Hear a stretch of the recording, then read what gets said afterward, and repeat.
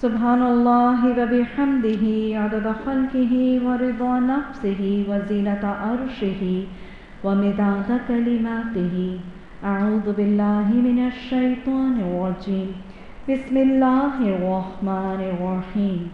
Rabbi इश्रह ली सदरी व यस्सिर ली अमरी वहलुल उक़दतम मिन लिसानी यफ़क़हू क़ौली वजअल ली वज़ीरम मिन अहली।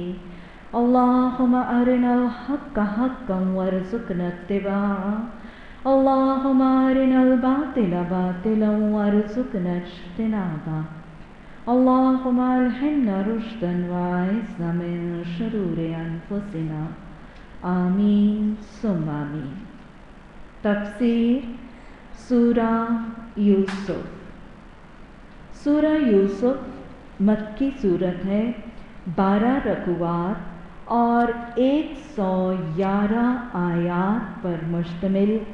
ये मक्की सूरत तरतीब के एतबार से 12वें और नज़ूली एतबार से 53rd नंबर पर आने वाली सूरत। सूरत के तलफ़्फ़ुज़ को दुरुस्त करना, बस औक़ात आप सूरा यूसुफ का तलफ़्फ़ुज़ सूरा यूसुफ के हवाले से किया जाता है, सीन के ऊपर ज़बर नहीं पेश है, तो लिहाजा सूरा यूसुफ। सूरा यूसुफ का ज़माना नज़ूल और इसका नज़ूल की वजह, इसके पस मंज़र में एक वाक़या आता है। वाक़या असल में मुशरिकीन मक्का के रवैये के साथ मुंसलिक है। आपको मालूम है कि जब रसूलुल्लाह सल्लल्लाहु अलैहि वसल्लम की दावत फैलती चली जा रही थी और आपकी तालीमात का दायरा वसी से वसी होता चला जा रहा था, तो वो मुशरिकीन मक्का जो खुद मान नहीं रहे थे इस फैलती हुई इस्लाम की ताकत, इस बढ़ते हुए रात और दिन में फैलते और बढ़ते हुए इस्लाम के दायरे की वुसअत को देखकर ये मुशरिकीन मक्का खौफ थे और इस्लाम की इस बढ़ती हुई ताकत को रोकने, इस पर बंद और इस पर डांट बांधने की वो हर तरीके से कोशिशें कर रहे थे। और हर दौर में मुशरिकीन मक्का, मुशरिकीन जो हैं और अहले किताब जो हैं, उनके रवैये ऐसे ही रहे और हर दौर में मुशरिकीन और अहले किताब इस्लाम की बढ़ती हुई ताकतों से खौफ भी रहे हैं और इस ताकत को रोकने के लिए उन्होंने आपस में गठजोड़ और साजिशें हर दौर में की हैं, कर रहे हैं और करते रहेंगे। तो लिहाजा इन कोशिशों से हमें आगाह भी रहना चाहिए। इन कोशिशों को देख के हमें मायूस और नाउम्मीद भी नहीं होना चाहिए, क्योंकि ये कोशिशें जब पहले भी हुई थी, ये दीन को रोकने की चालें जब उन्होंने पहले भी चली थी, तो वल्लाहु खैरुल माकिरीन का मामला तब भी हुआ था और आज भी होगा। बहरहाल मुशरिकीन मक्का ने इस इस्लाम की बढ़ती हुई दावत को देखकर उस पर बंद बांधने के लिए अपना एक तरीक़ाकार दोहराया। ये पहले भी कर चुके थे और एक दफ़ा फिर उन्होंने वही रवैया अपनाया। इनका तरीका ये था कि रसूलुल्लाह सल्लल्लाहु अलैहि वसल्लम को नाउज़ुबिल्लाह झूठा साबित करने के लिए, आपकी नबूवत को झूठा साबित करने के लिए, आपकी तालीमात को नाउज़ुबिल्लाह मन घड़त तालीमात साबित करने के लिए ये लोग क्या करते थे कि ये अहले किताब के पास जाते थे, क्योंकि अहले किताब इनके दौर के, इनके वक्त के पीपल ऑफ द बुक थे, उनके पास इल्हामी किताबें मौजूद थी और ये उनके पास जाते थे और उनसे उनकी इल्हामी किताबों में से कुछ सवाल घड़ के उनसे कुछ सवाल सीखते थे कि हमें कुछ ऐसे सवाल बताओ, हमें कुछ ऐसे क्वेश्चंस बताओ जो तुम्हारी इल्हामी किताबों में तारीख़ के हवाले से वाक़यात में मौजूद हैं।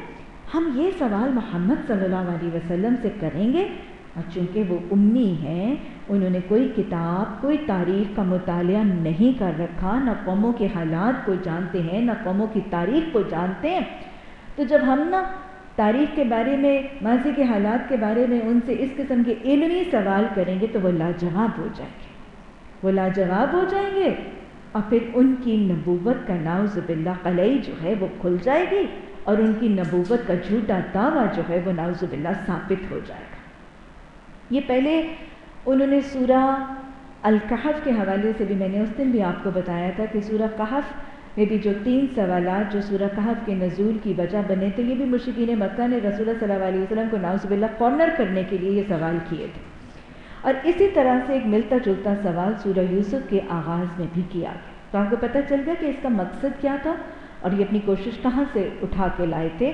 مشرکین نے اہل کتاب سے پوچھا اور وہی اہل کتاب کا بتایا ہوا وضع کیا ہوا سوال انہوں نے رسول اللہ صلی اللہ علیہ وسلم سے پوچھا اور دریافت کیا. اور نیت پیچھے کیا تھی؟ آپ کی علمی برتری نہیں، نعوذ باللہ آپ کی علمی کمتری اور آپ صلی اللہ علیہ وسلم کے نبوت کا جھوٹا دعویٰ ثابت کر. لیکن اللہ سچا ہے، سچوں کو پسند کرتا ہے اور سچوں کی سربلندی کا معاملہ وہ خود ہی پیدا کر دیتا ہے. تو لہٰذا سوال یہ کیا گیا تھا کہ محمد صلی اللہ علیہ وسلم، ہم سب جانتے ہیں کہ حضرت ابراہیم اور ان کی اولادوں کا آبائی وطن فلسطین تھا، کہ حضرت ابراہیم علیہ السلام اور ان کی جو اولادیں ہیں ان کا بیسک وطن جو ہے وہ فلسطین تھا. وہ فلسطینی کے علاقے میں وہ رہتے تھے، آباد تھے، یہی انبیاء کا مولد تھا، یہی انبیاء کا مسکن تھا. تو پھر جب ان کا بنیادی علاقہ فلسطین تھا تو حضرت موسیٰ علیہ السلام اور ان کے پیروکار بنی اسرائیل مصر میں کیسے پہنچ گئے؟ مصر میں یہ کیسے منتقل ہو گئے جب ان کا بیسک اپنا علاقہ، اپنی جگہ، ان کی ولادت کی جگہ، ان کی تبلیغ، ان کے دین کے مراکز جو ہیں وہ فلسطین اور گرد و نواح کے علاقے تھے؟ تو ہاؤ کم انہی کی نسل میں سے اٹھنے والے ایک نبی اور ان کے پیروکار اور ان کی ایک جنریشن اور ایک پیریڈ یہ مصر میں کہاں سے پہنچ گئے تھے؟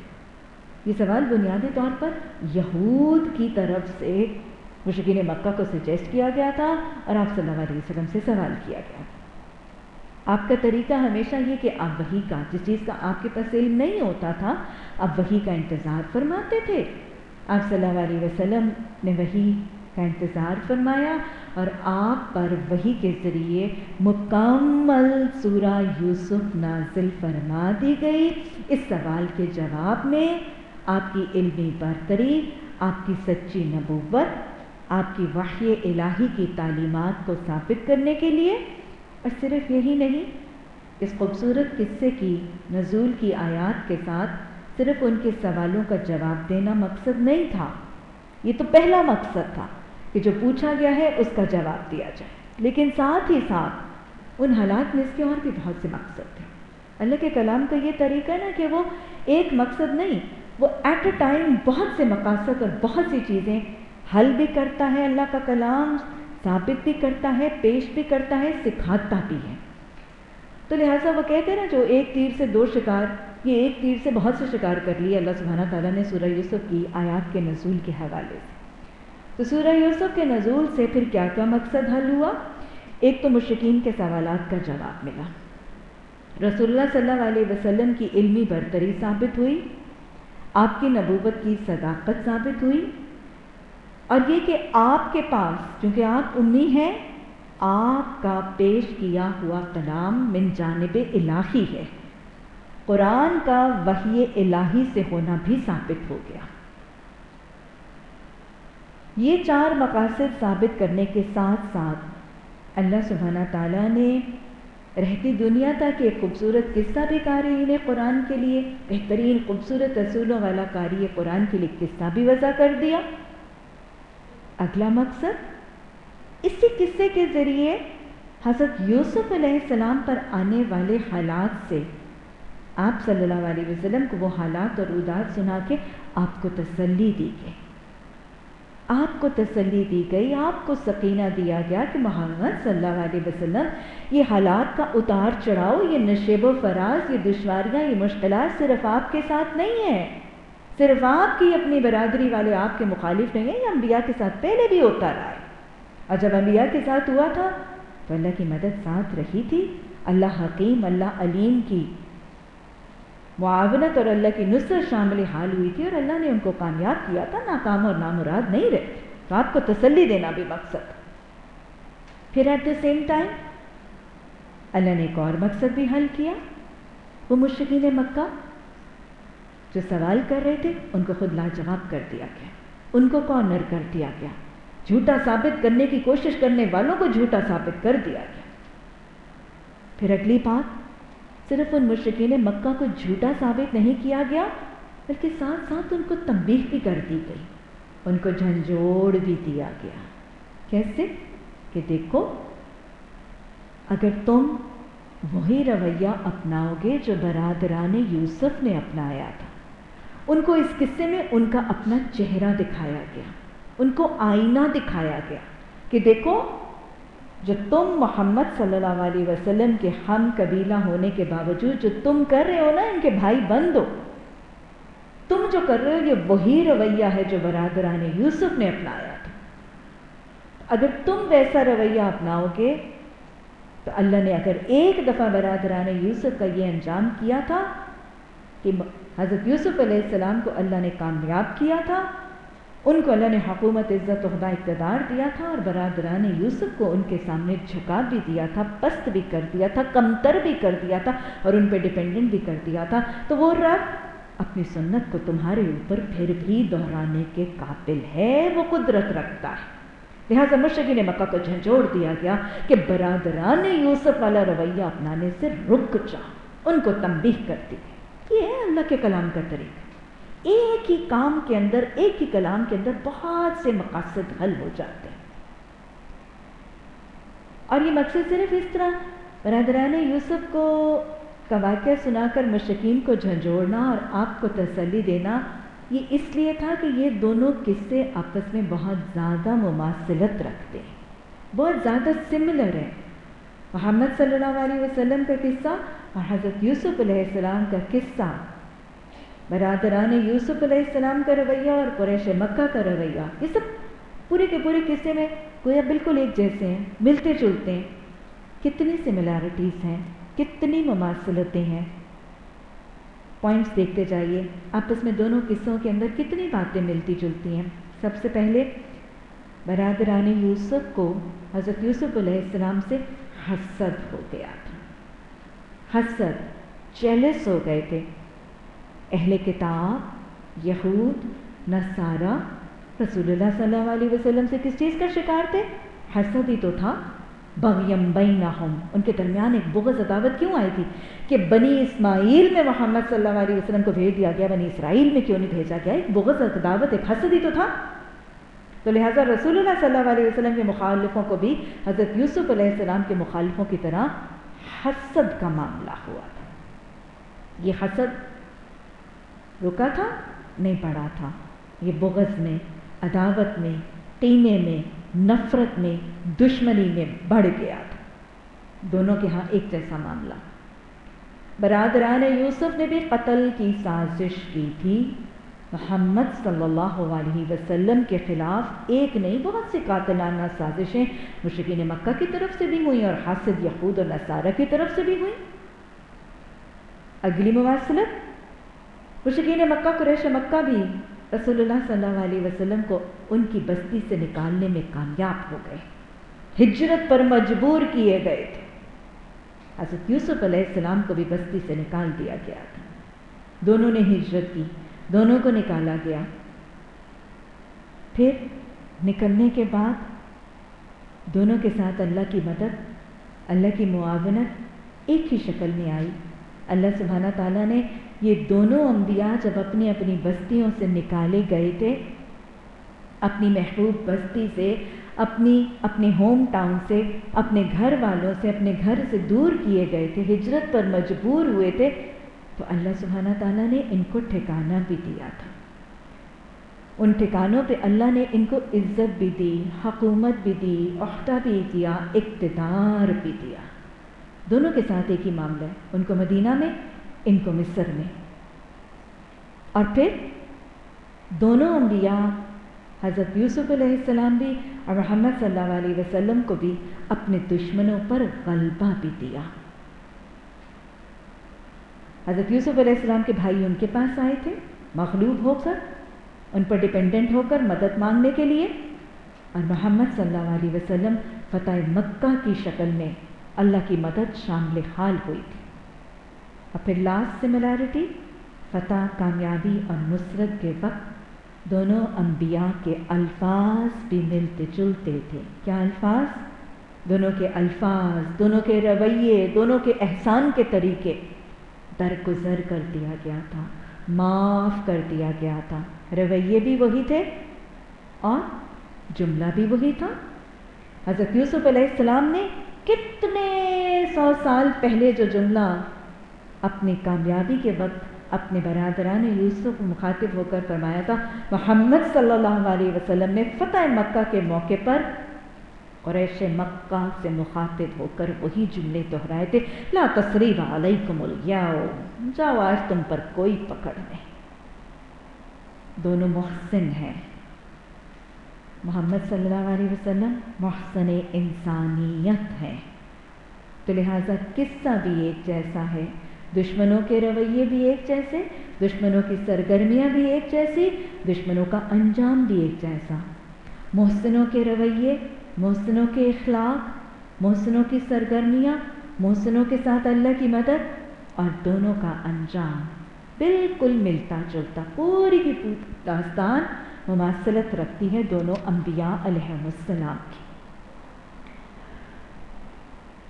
سورہ یوسف کا مطالعہ جب ہم کریں گے تو سورہ یوسف بنیادی طور پر کچھ اہم پیغام، لگاتار کچھ اہم باتیں لگاتار واضح ہوتی رہیں گی۔ یہ کچھ اصول ہیں جو لگاتار ہر یہ قصہ جس موڑ پر، جس ٹرننگ پر آئے گا، جو ہیپننگ ہوگی، یہ کچھ باتیں ہیں جو لگاتار آپ کو ہائی لائٹ ہوتی رہیں گی۔ میں لگاتار ہائی لائٹ کروں گی بھی، اور اگر کہیں میں مس بھی کر گئی ریپیٹیشن کو بچانے کے لیے یا بس اوقات ویسے ہی بھول چوک کی وجہ سے، تو یہ وہ چیزیں ہیں جو قصے کے ہر مرحلے پر ضروری نظر آئے گی۔ سب سے پہلے اللہ قادر ہے، اللہ قادر ہے، اللہ قدیر ہے، قادر مطلق ہے، مالک اللہ ہے، اس کائنات میں ہوتا وہی ہے جو اللہ چاہتا ہے۔ دوسری بات، آسمانوں زمینوں میں اللہ کے اذن اور مرضی کے بغیر ہوتا کچھ نہیں ہے۔ تیسری بات، اللہ جو چاہتا ہے نا وہ کر کے رہتا ہے۔ انسان اس کو روکنے کی جتنی مقدور بھر کوشش کر لے، اللہ کے اذن اور مرضی کو وہ روکنے کی طاقت رکھتا ہے۔ انسان بڑی سے بڑی چال چلے، بڑے سے بڑا مکر کا پھیلاؤ وہ پھیلائے، نہیں، ہوتا وہی ہے جو بے اذن اللہ۔ پھر اگلی بات، اللہ جو چاہتا ہے اور جو وہ کرنے کی ارادہ اور نیت کرتا ہے، اس کے وہ وسیلے اسباب خود سے خود پیدا کر لیتا ہے۔ جو چیز کرنی ہے وہ کرنی بھی اسی نے ہے، ہونی بھی اسی کی مرضی سے، کسی اور کی مرضی نہیں چلے گی، الا بما شاء، سوائے کہ وہ چاہے۔ اور پھر جو چیز کا وہ ارادہ کرتا ہے اس کو کوئی ٹال بھی نہیں سکتا، کوئی چال، بڑے سے بڑی چال اس کو ٹال نہیں سکتی۔ اور جس کا وہ ارادہ اور جس کا اذن اور وہ حکم دیتا ہے، اس کے پہلے اس کے تدارک کے لیے، اس کے کریشن کے لیے وہ وسیلے اسباب، حالات، واقعات خود بخود رونما کر لیتا ہے۔ کبھی کسی کے دل میں وحی کر کے، کبھی کسی کے دل میں سوچ ڈال کے، کبھی کسی سے کوئی کام کروا کے، وہ خود سے خود وسیلے اسباب پیدا کر لیتا ہے۔ لیکن ساتھ کے ساتھ یہ بھی یاد رکھنا ہے کہ جب ہونا سب اس کی مرضی سے ہے، وسیلے اس نے خود بنانے ہیں، چال اس نے کسی کی چلنے نہیں دینی، لیکن ان سب کے باوجود انسان کو اپنی محنت کوشش کرتے رہنا ہے۔ ہم سمجھ لیں کہ وہ قدیر ہے تو سب اس ہاتھ پہ چھوڑ کے قدیر کے حوالے کر کے بیٹھ جائیں، نہیں، کرتے پھر بھی رہنا ہے۔ اپنی پوری قدرت، اپنی پوری طاقت، اپنی پوری استطاعت کے مطابق مقدور بھر کوشش، محنت، صحیح ایفرٹ، ہارڈ ورک کرتے رہنا ہے، اور کرنے کے بعد پھر اس پر توکل اور بھروسہ کرنا ہے۔ یہ پوائنٹ وائز لکھتے چلے جائیے، یہ پیغام آپ کو ہر جگہ ملے گا، ہر کہانی کے موڑ پر ملے گا، ہر ٹرننگ پہ آپ کو یہ پیغام ملے گا۔ جب وہ قدیر ہے تو چھوڑنا نہیں ہے، اپنی کوشش، اپنی ایفرٹ کرتے جانا ہے۔ کر کے کیا کرنا ہے؟ اگلی بات، کرنے کے بعد پھر اس پر توکل کرنا ہے، بھروسہ اس پر کرنا ہے جس کی مرضی چلنی ہے۔ لیکن بھروسہ کرتے وقت اگلی چیز کیا یاد رکھنی ہے؟ حالات کے رونما ہونے پر جس نے وسیلے اسباب پیدا کرنے ہیں، حالات، اذن، مرضی اس کی سے ہونے ہیں، حالانکہ میں نے پوری کوشش محنت کی، میری مرضی کے مطابق حالات نہیں آئے، میری مرضی کے مطابق نتیجہ رونما نہیں ہوا، پھر مجھے کیا کرنا ہے؟ توکل کرنا ہے۔ توکل کب آئے گا؟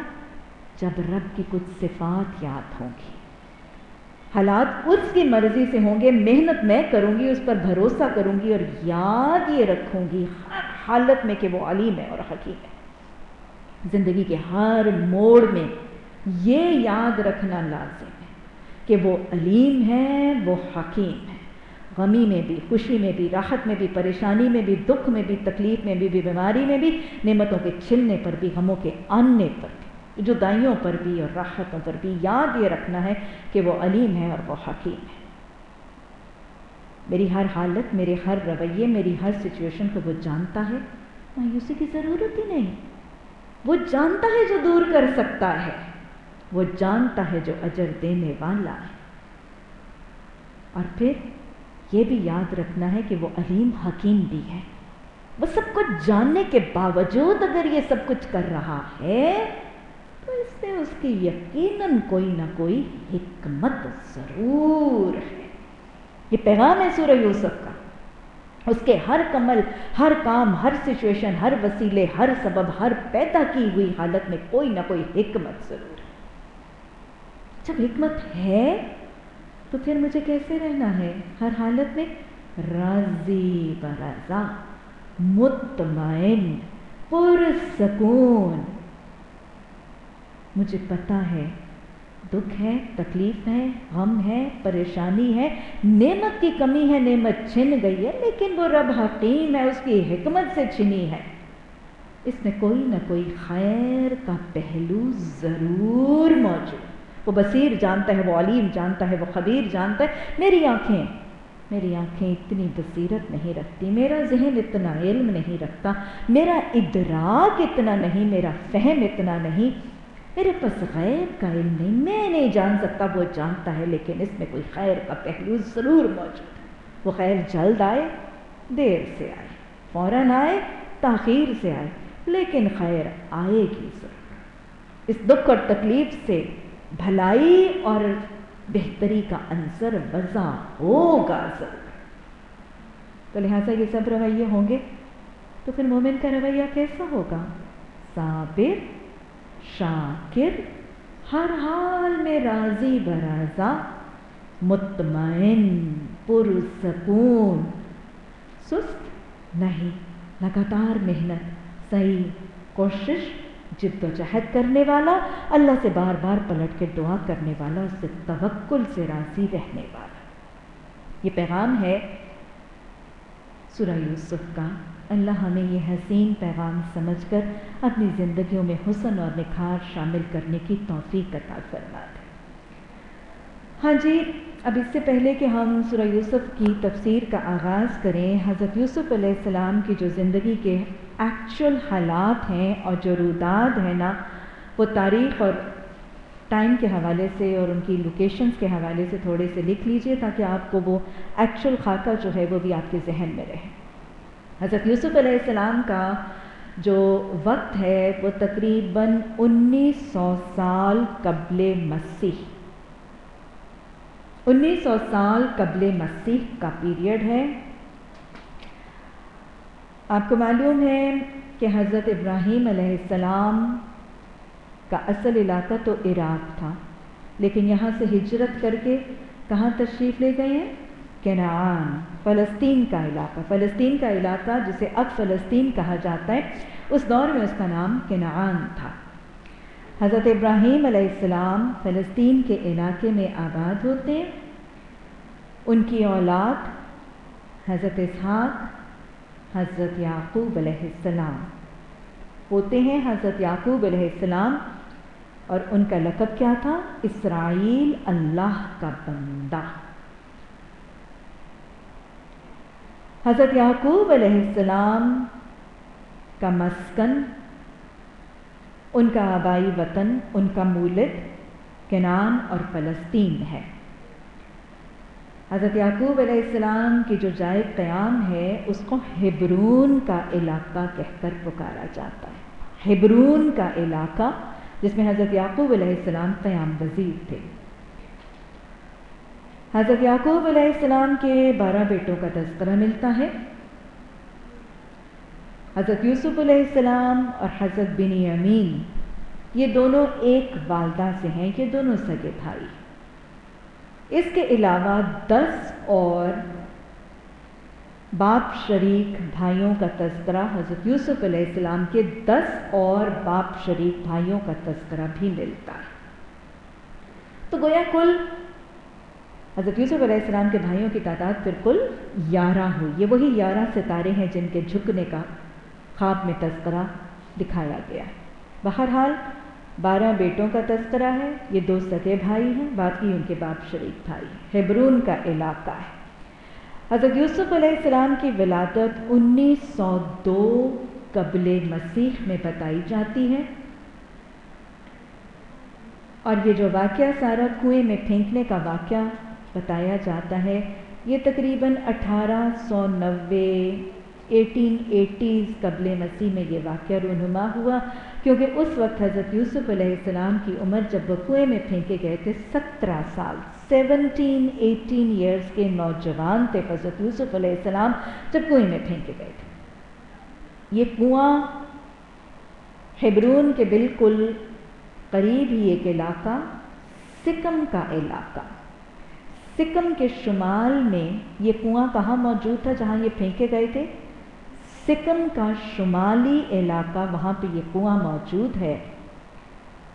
اور یہ جو قافلہ جس نے اس کنویں سے حضرت یوسف علیہ السلام کو نکالا تھا، یہ قافلہ جلعاد سے شرق اردن، جو میں نے آپ کو قوم لوط علیہ السلام کا علاقہ بتایا تھا، شرق اردن ٹرانس جارڈن کا جو علاقہ ہے، یہ قافلہ شرق اردن سے مصر کی طرف جا رہا تھا۔ راستہ بالکل اس کنویں والا تو نہیں تھا، لیکن اللہ سبحانہ تعالیٰ نے اس قافلے والوں کے دلوں میں یہ خیال ڈالا تھا اور انہوں نے اپنا راستہ جو ہے وہ ہلکا سا بدل لیا تھا، کیونکہ اللہ نے وسیلے اور اسباب تو پیدا کرنے ہوتے ہیں۔ قافلہ جلعاد سے مصر کی طرف، یعنی شرق اردن سے مصر کی طرف جا رہا تھا، اور یہ کنواں جو ہے یہ سکم کے بالکل شمالی علاقے میں یہ کنواں موجود تھا۔ حضرت یوسف علیہ السلام کی عمر 17 ایئرز 17 برس کی تھی اس وقت، کچھ روایات میں 18 آتا ہے، کچھ میں 17 آتا ہے، بہرحال ابھی ٹین ایجر ہیں۔ اور یہاں سے کنویں والوں نے جب حضرت یوسف علیہ السلام کو اٹھایا نکالا تو مصر کی بستی میں جا کر بیچ دیا گیا۔ مصر کی بستی میں اس وقت حکومت جن بادشاہوں کی تھی، ان بادشاہوں کو تاریخ میں چرواہے بادشاہوں کے نام سے یاد کیا جاتا ہے۔ چرواہے بادشاہ، اردو میں ان کو چرواہے بادشاہوں کا نام دیا جاتا ہے، اور اگر ہم انگلش کی تاریخ کی کتابیں پڑھیں تو ان کو تاریخ میں ہکسوس کنگز کے نام سے یاد کیا جاتا ہے۔ یہ ہکسوس کنگز بنیادی طور پر مصر کے اپنے علاقے کے لوگ نہیں تھے، مصر کے اپنے علاقے کے لوگ نہیں تھے، یہ مصر کے ہمسایہ علاقوں سے مصر پر حملہ آور ہو کے یہاں پر قابض ہوئے تھے۔ جیسے وہ فرعونی بادشاہوں کی لڑی تھی نا کہ ہر بادشاہ کا نام فرعون ہوا کرتا تھا، تو اسی طرح حضرت یوسف علیہ السلام نے مصر کے علاقے میں جو لوگ حکمران تھے ان کے بادشاہوں کے نام اور فیملی کا نام، جیسے ہمارے مغل ہیں، ہمارے لودھیز تھے، ہمارے تغلق ہیں ہماری تاریخ میں، اس طرح یہ ہکسوس کنگز تھے، چرواہے بادشاہ۔ یہ قریبی علاقے سے مصر کے آ کے انہوں نے مصر پر حکومت کی تھی، اور یہ بنیادی طور پر بت پرست قوم تھی، بت پرست اور مشرک قوم تھی، اور یہ لوگ جب اپنے علاقے سے آ کے مصر پر قابض ہوئے تھے اور حاکم بنے تھے تو یہ اپنے بت بھی ساتھ ہی لے آئے تھے۔ تو گویا انہوں نے آ کر مصر کی سرزمین پر شرک اور بت پرستی کو عام کر رکھا تھا۔ یہ وہ ماحول اور یہ وہ سیٹ اپ ہے جس میں حضرت یوسف علیہ السلام مصر کی بستی میں جب پہنچے تو حکومت کن کی تھی، ماحول کے اندر دین کون سا تھا؟ بت پرستی اور شرک جو ہے وہ کافی حد تک رائج تھی، اور وہ دین جو اسٹیٹ ریلیجن تھا وہ بنیادی طور پر بت پرستی کا دین تھا۔ حضرت یوسف علیہ السلام کی زندگی کی روداد میں اب 17-18 سال کی عمر میں یہ کنویں میں پھینکے گئے، 2-3 سال عزیز مصر کے گھر میں قیام بتایا جاتا ہے، اور پھر 8 سے 9 سال قید خانے کا قیام ہے۔ 2 سے 3 سال عزیز مصر کے گھر میں قیام، اور پھر 8 سے 9 سال قید خانے میں قیام. 30 سال کی حکومت میں اکثر روایات میں پتہ چلتا ہے کہ 30 کے لگ بھگ تھے جب حکومت ملی. 50 سال حکومت کی اور 80 سال کی عمر میں وفات پائی. تو یہ بنیادی طور پر ایک لائف ہسٹری ہے حضرت یوسف علیہ السلام کی. اس کو اپنے ذہن میں رکھیے گا اور اس کے ساتھ واقعات جو ہیں وہ چلتے چلے جائیں گے. بسم اللہ الرحمن الرحیم. الف لام را تلک آیات الکتاب المبین. یہ آیات، یہ جملے، یہ باتیں جو تم پڑھنے جا رہے ہو، یہ ایک بڑے بین کلیئر کٹ 2 ٹوک کتاب کی آیات ہیں. ان کو تم پڑھتے چلے جاؤ گے نا تو کوئی ابہام نہیں ہوگا، کوئی کنفیوژن نہیں ہوگی. آج سے آپ دیکھیں کہ جب میں ترجمہ دے رہی تھی تو کیا خیال ہے، داستان بڑی بین نہیں تھی، کہانی کا بیان بالکل کھلا صاف صاف سمجھ آتے. لڑکی نے کیا کہا، عورت نے کیا کہا، مرد نے کیا کہا، بھائیوں نے کیا کہا، کس کنویں میں پھینکا، باپ کو کیا، پوری کی پوری کہانی بڑی واضح ہے، بڑی بین ہے، کلیئر کٹ 2 ٹوک ہے. تمہیں تمہارا پیغام بھی مل جائے گا. سب دور کے لوگوں کو ان کے اپنے اپنے اصول اور پیغام کلیئر کٹ طریقے سے سمجھ آ جائیں گے. یہ اتنی بین کتاب کو اللہ سبحانہ تعالیٰ آگے بتا رہے ہیں اِنَّا أَنزَلْنَاهُ قُرْآنًا عَرَبِيًّا. یہ جو کتاب ہے اس کو ہم نے کون سی زبان میں نازل کیا ہے؟ عربی زبان میں نازل کیا ہے. اور ہم نے عربی زبان میں نازل کرنے کا مقصد بھی بتا دیا، لعلکم تعقلون، تاکہ تم عقل کرو. اس قرآن کو پڑھو اور تمہیں سمجھ آ جائے، تمہیں عقل اور فہم اور شعور میں اضافہ ہو جائے. عربوں کے لیے قرآن عربی میں اس لیے نازل کیا گیا تھا کہ کہیں وہ یہ نہ کہیں کہ مخاطب تو عربی ہے اور زبان اعجمی ہے. اس کو عربی میں نازل اس لیے کیا گیا تھا کہ عرب اس کو سمجھیں، پڑھیں اور عقل اور فہم اور شعور کے ساتھ اس کو سمجھ لیں. تو تعلق بالقرآن کا مقصد لعلکم تعقلون، اس کی زبان کو جاننے والے بھی اور وہ جن کی یہ مادری زبان نہیں ہے ان کے بھی تعلق کا مقصد کیا ہونا چاہیے؟ لعلکم تعقلون، تاکہ تم اس سے عقل کے پیمانے اور عقل کے اصول اور سبق اپنا لو اور سیکھ. قرآن کو عربی میں کیوں نازل کیا گیا؟ نبوت رسول صلی اللہ علیہ وسلم کے لیے اور قرآن کے نزول کے لیے عربوں کو، عرب کے خطے کو اور خاص عربی زبان کو کیوں منتخب کیا گیا؟ عربوں کو اس لیے منتخب کیا گیا، ایک وجہ کہ ان کی زبان عربی تھی، اور عربی کو اس لیے منتخب کیا گیا کہ وہ لوگ عربی منتخب ہونے تھے. دونوں ہی کو منتخب کیا جانا اپنی اپنی جگہ پر. اس خطے کو بھی اللہ نے چننا تھا، اس کی خاص وجوہات تھی. ان لوگوں کو بھی اللہ نے چننا تھا، اس کی اپنی وجوہات تھی. اور ان کی زبان کو اللہ نے چننا تھا، ان کی اپنی وجوہات تھی. اسی لیے عین اس خطے میں عین اس قوم کو وہ زبان دے کر کتنے 100 سال پہلے آبادی اس لیے کر دیا. اس رب نے کہ جو کام اس نے کرنا ہوتا ہے اس کے وسیلے اسباب وہ کتنے پہلے سال خود فراہم کر دیتا ہے. اللہ نے علاقہ یہ منتخب کرنا تھا، اس کی اپنی وجوہات ہیں. ایسی قوم منتخب کرنی تھی، اس کی اپنی وجوہات ہیں، ان کی اپنی خصوصیتیں اور خصلتیں ہیں. اور یہ زبان منتخب کرنی تھی، اس کی اپنی خصوصیتیں اور خصلتیں ہیں. تو خاتم النبیین صلی اللہ علیہ وسلم، وہ قرآن جس کو اللہ نے محفوظ رکھنا تھا، اس کے اتارے جانے اور اس نبی کے مبعوث کیے جانے کے لیے اللہ نے ان تینوں چیزوں کو اس جزیرۃ العرب میں جمع کر دیا. اللہ نے جو کرنا ہوتا ہے نا، اس کے وقت سے پہلے وسیلے اسباب خود ہی پیدا کر لیتا ہے. تو سب سے پہلا سوال، عربی کو کیوں چنا گیا؟ عربی زبان ایک ایسی زبان ہے، اس زمانے میں آپ دیکھیں کہ عرب کوئی بڑے طاقتور نہیں تھے. اس دور میں عرب کوئی بڑے مشہور بھی نہیں تھے، کوئی بڑے طاقتور بھی نہیں تھے، کوئی مالدار بھی نہیں تھے. ان کی کوئی بہت بڑی طاقت اور روب بھی نہیں تھا دنیا پر، اور بہت طاقتیں موجود تھی، سپر پاورز موجود تھی، ان کی اور زبانیں بھی موجود تھیں. سریانی بھی ہے، عبرانی بھی ہے، فارسی زبان، یہ تینوں زبانیں اس دور میں بہت زیادہ طاقتور قوموں کی زبانیں موجود تھیں. عبرانی، سریانی، فارسی، یہ تینوں زبانیں موجود تھیں. لیکن ان تینوں کو چھوڑ کے عربی کو کیوں چنا گیا؟ کچھ تو بات تھی عربی میں. کسی ایسی لینگویج میں ہوتا جو انٹرنیشنل لینگویج تھی تو یہ بہت آسانی سے پھولتی. Y Arabic? سب سے پہلی بات، عربی زبان مطلب کو سمو لینے، معانی کو سمونے اور مطلب کو بیان کرنے کی بڑی زبردست صلاحیت رکھتی.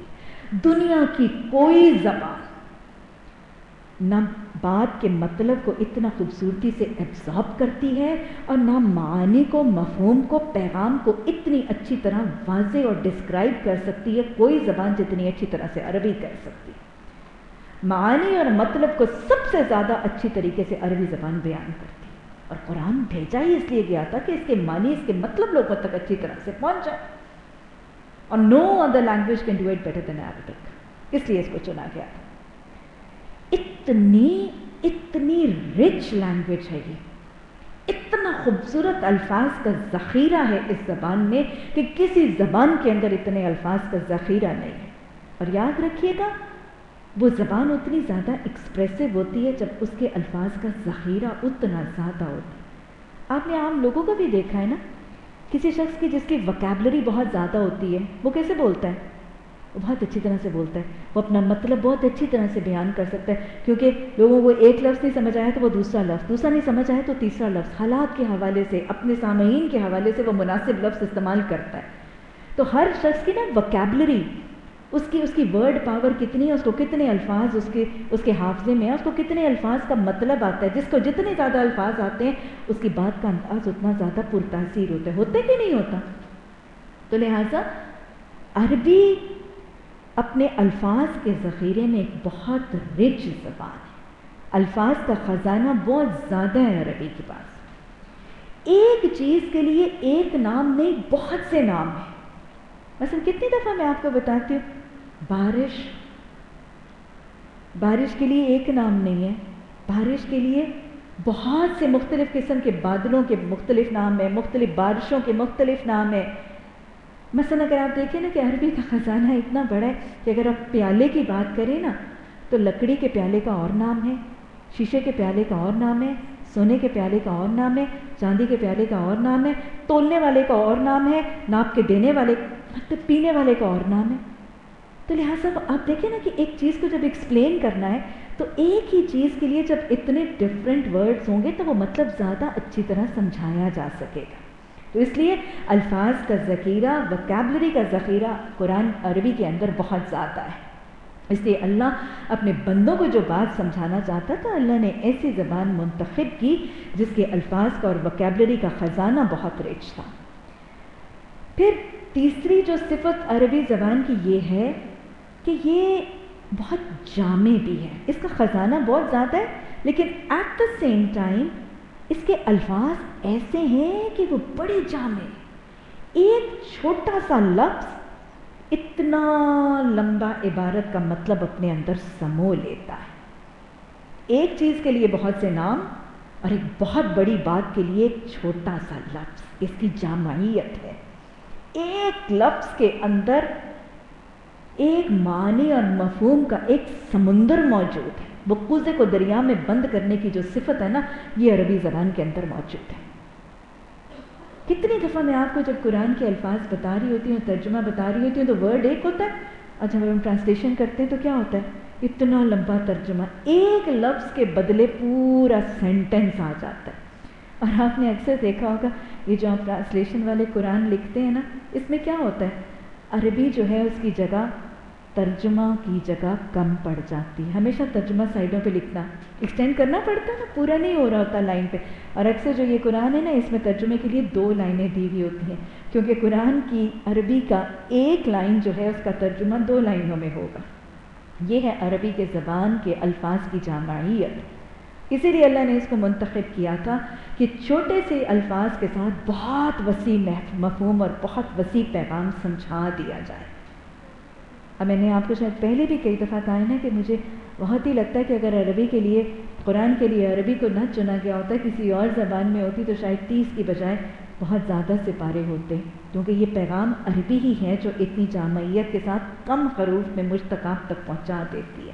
حافظین کے لیے بھی آسانی، تلاوت کرنے والوں کے لیے بھی آسانی، حفاظت کرنے والوں کے لیے بھی آسانی. بہرحال پھر ایک اور بات یہ کہ عربی زبان میں اس کے فعل میں جو مضارع کی کیفیت ہے وہ کسی اور زبان میں نہیں ہے. اب آپ لوگ عربی سمجھتے ہیں نا، باقی لینگویجز میں ماضی ہے، حال کے لیے الگ ورب اور مستقبل کے لیے الگ ورب، لیکن عربی وہ واحد زبان ہے جب حال اور مستقبل کے لیے ایک ہی فعل کی حالت مضارع استعمال ہوتی ہے.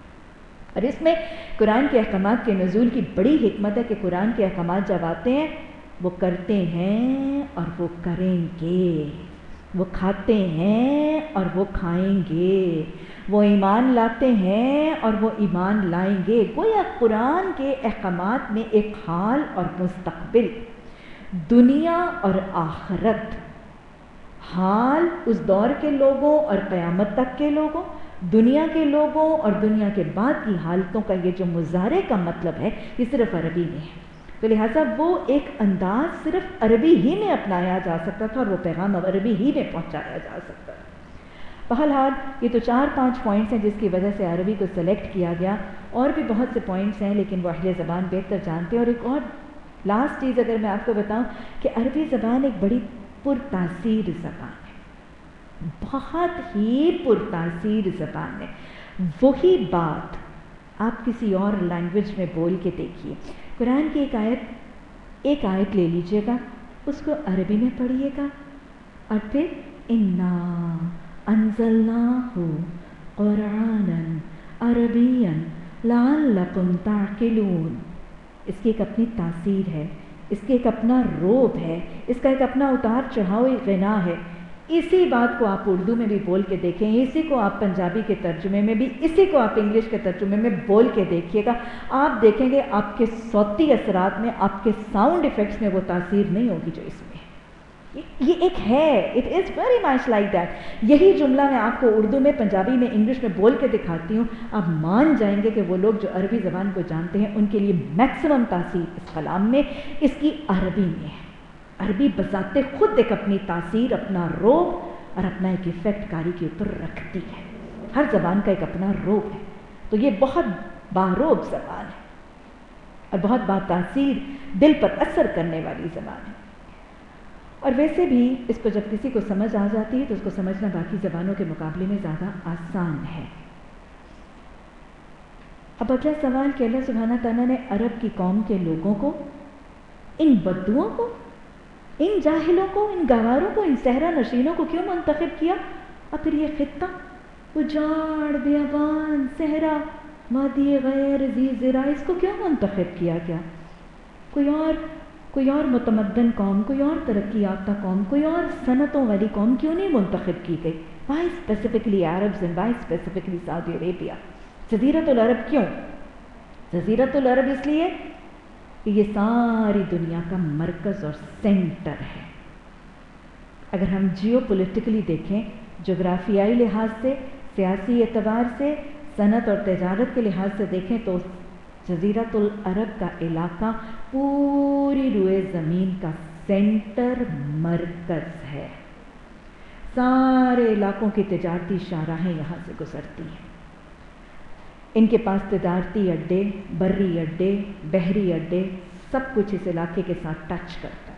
Centre of the globe. Arab peninsula جو ہے، سعودی عربیہ کا یہ جزیرۃ العرب جو ہے، یہ پورے کے پورے روئے زمین کا سینٹر ہے. ساری دنیا کے ساتھ، ادھر آسٹریلیا کے ساتھ، ادھر ایشیا کے ساتھ، ادھر یورپ کے ساتھ، ادھر افریقہ کے ساتھ، ساروں کے ساتھ اس کا تعلق جو ہے وہ قائم ہے. تو یہ سینٹر ہے زمین کا، اس لیے عرب کا علاقہ چنا گیا تھا. عربوں کو کیوں چنا گیا تھا؟ عربوں کو چنا بھی گیا تھا، پھر پالا بھی گیا تھا، پھر پوسا بھی گیا تھا، پھر اس مزاج پر اللہ نے ان کو بنایا بھی کیوں تھا کہ ان کے سب سے بڑی بات یہ ہے کہ ان کو صحرا نشین رکھا گیا تھا، ان کو ڈیزرٹ میں رکھا گیا تھا، ان کو صحرا نشین لوگوں کو چنا گیا تھا. یاد ہے میں نے جب سورہ بقرہ پڑھائی تھی تو آپ کو بتایا تھا کہ اللہ سبحانہ تعالیٰ نے بنی اسرائیل کو صحرا میں کیوں رکھا تھا؟ یہ تو مصر سے اٹھے تھے، بڑی متمدن قوم میں رہتے تھے، یہاں سے نکال کے اللہ جن کو شریعت موسوی دی جانی تھی ان کو صحرا میں کیوں آباد کیا؟ میں نے مقصد بتائے تھے. اسی مقصد کے لیے عرب کے لوگوں کو بھی صحرا نشین بنایا گیا تھا. صحرا کی زندگی میں صحرا کی زندگی میں رکھنے کا، کتنے سالوں سے ان کو صحرا کا عادی بنایا گیا تھا، ان کو صحرا نشین بنایا گیا تھا تاکہ یہ جسمانی طور پر مضبوط ہو جائیں۔ آپ نے سنا ہوگا کہ کبھی کبھی نا عربوں کے اندر تو بہت ہی زیادہ ہوتے ہیں کہ ان کے اونٹ جب بچہ دیتے ہیں نا تو وہ کیا کرتے ہیں، اس کے ٹانگیں بازو باندھ کے اس کو ریگستان میں پھینک آتے ہیں، اور پھر وہ کہتے ہیں کہ وہ اونٹ جو ریگستان کے اوپر، اس ریتیلے علاقے کے اوپر اس ٹف ٹائم کو بچ جاتا ہے، وہ اونٹ ہمارا سب سے زیادہ کام کا اونٹ ہوتا ہے۔ وہ بریتے پہ پھینک آتے ہیں اپنے نوزائیدہ بچوں کو، اونٹوں کے بچوں کو، وہ اونٹنی کا بچہ جو اس بریتے پر سے وہ ٹائم پاس کر جاتا ہے نا، پھر وہ ان کے کام کا ہوتا ہے، پھر وہ ان کے صحرا کے سفر میں مار نہیں کھاتا۔ اس لیے اللہ نے اس قوم کو بھی صحرا نوردی کا عادی بنایا تھا، صحرا نشین بنایا تھا، تاکہ اس صحرا میں رہ کے، اس زندگی کی اونچ نیچ اور مشقتوں میں، دھوپ چھاؤں میں رہ کے یہ جسمانی طور پر مضبوط ہو جائے۔ اس قوم کو چنا ہی اس لیے گیا تھا کہ ان کو صحرا میں رکھا جائے گا، یہ جسمانی طور پر مضبوط ہوں گے، یہ طاقتور ہوں گے، ان کے پاس قوت ہوگی، اور صرف جسمانی نہیں، اعصابی طور پر بھی مضبوط ہوں گے۔ اعصابی طور پر مضبوط نہیں، ان کی تو عورتیں اتنی مضبوط تھیں۔ کیا خیال ہے واقعہ عشق میں حضرت عائشہ کا رویہ دیکھا تھا؟ یہ قوم کتنی مضبوط، کتنی بہادر، کتنی نڈر قوم تھی کہ ایک خاتون اس قوم کی اکیلی تن تنہا صحرا میں رہ جاتی ہے، اپنے منہ کے اوپر چادر ڈال کے سو جاتی ہے۔ یہ وہ قوم تھی، ان بہادروں کی، ان نڈروں کی، ان طاقتوروں کی، ان جسمانی طور پر مضبوط اور اعصابی طور پر بے خوف اور نڈر اور دلیر قوم کو تیار کیا گیا تھا۔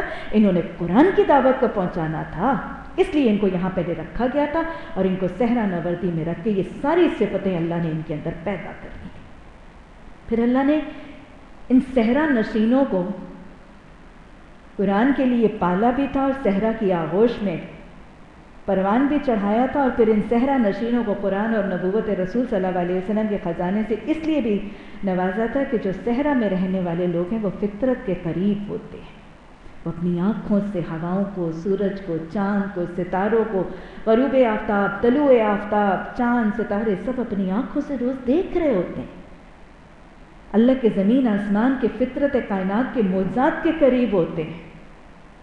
وہ لوگ جو صنعت کی زندگی گزارتے ہیں، وہ جو تجارتوں کی زندگی گزارتے ہیں، وہ جو اسکائی اسکیپرز میں رہنے والے ہیں، وہ فطرت سے بہت دور ہیں۔ وہ بہت خوبصورت کہا نا، فطرت کے مقاصد کی کرتا ہے نگہبانی، یا بندہ صحرائی یا بندہ کوہستانی۔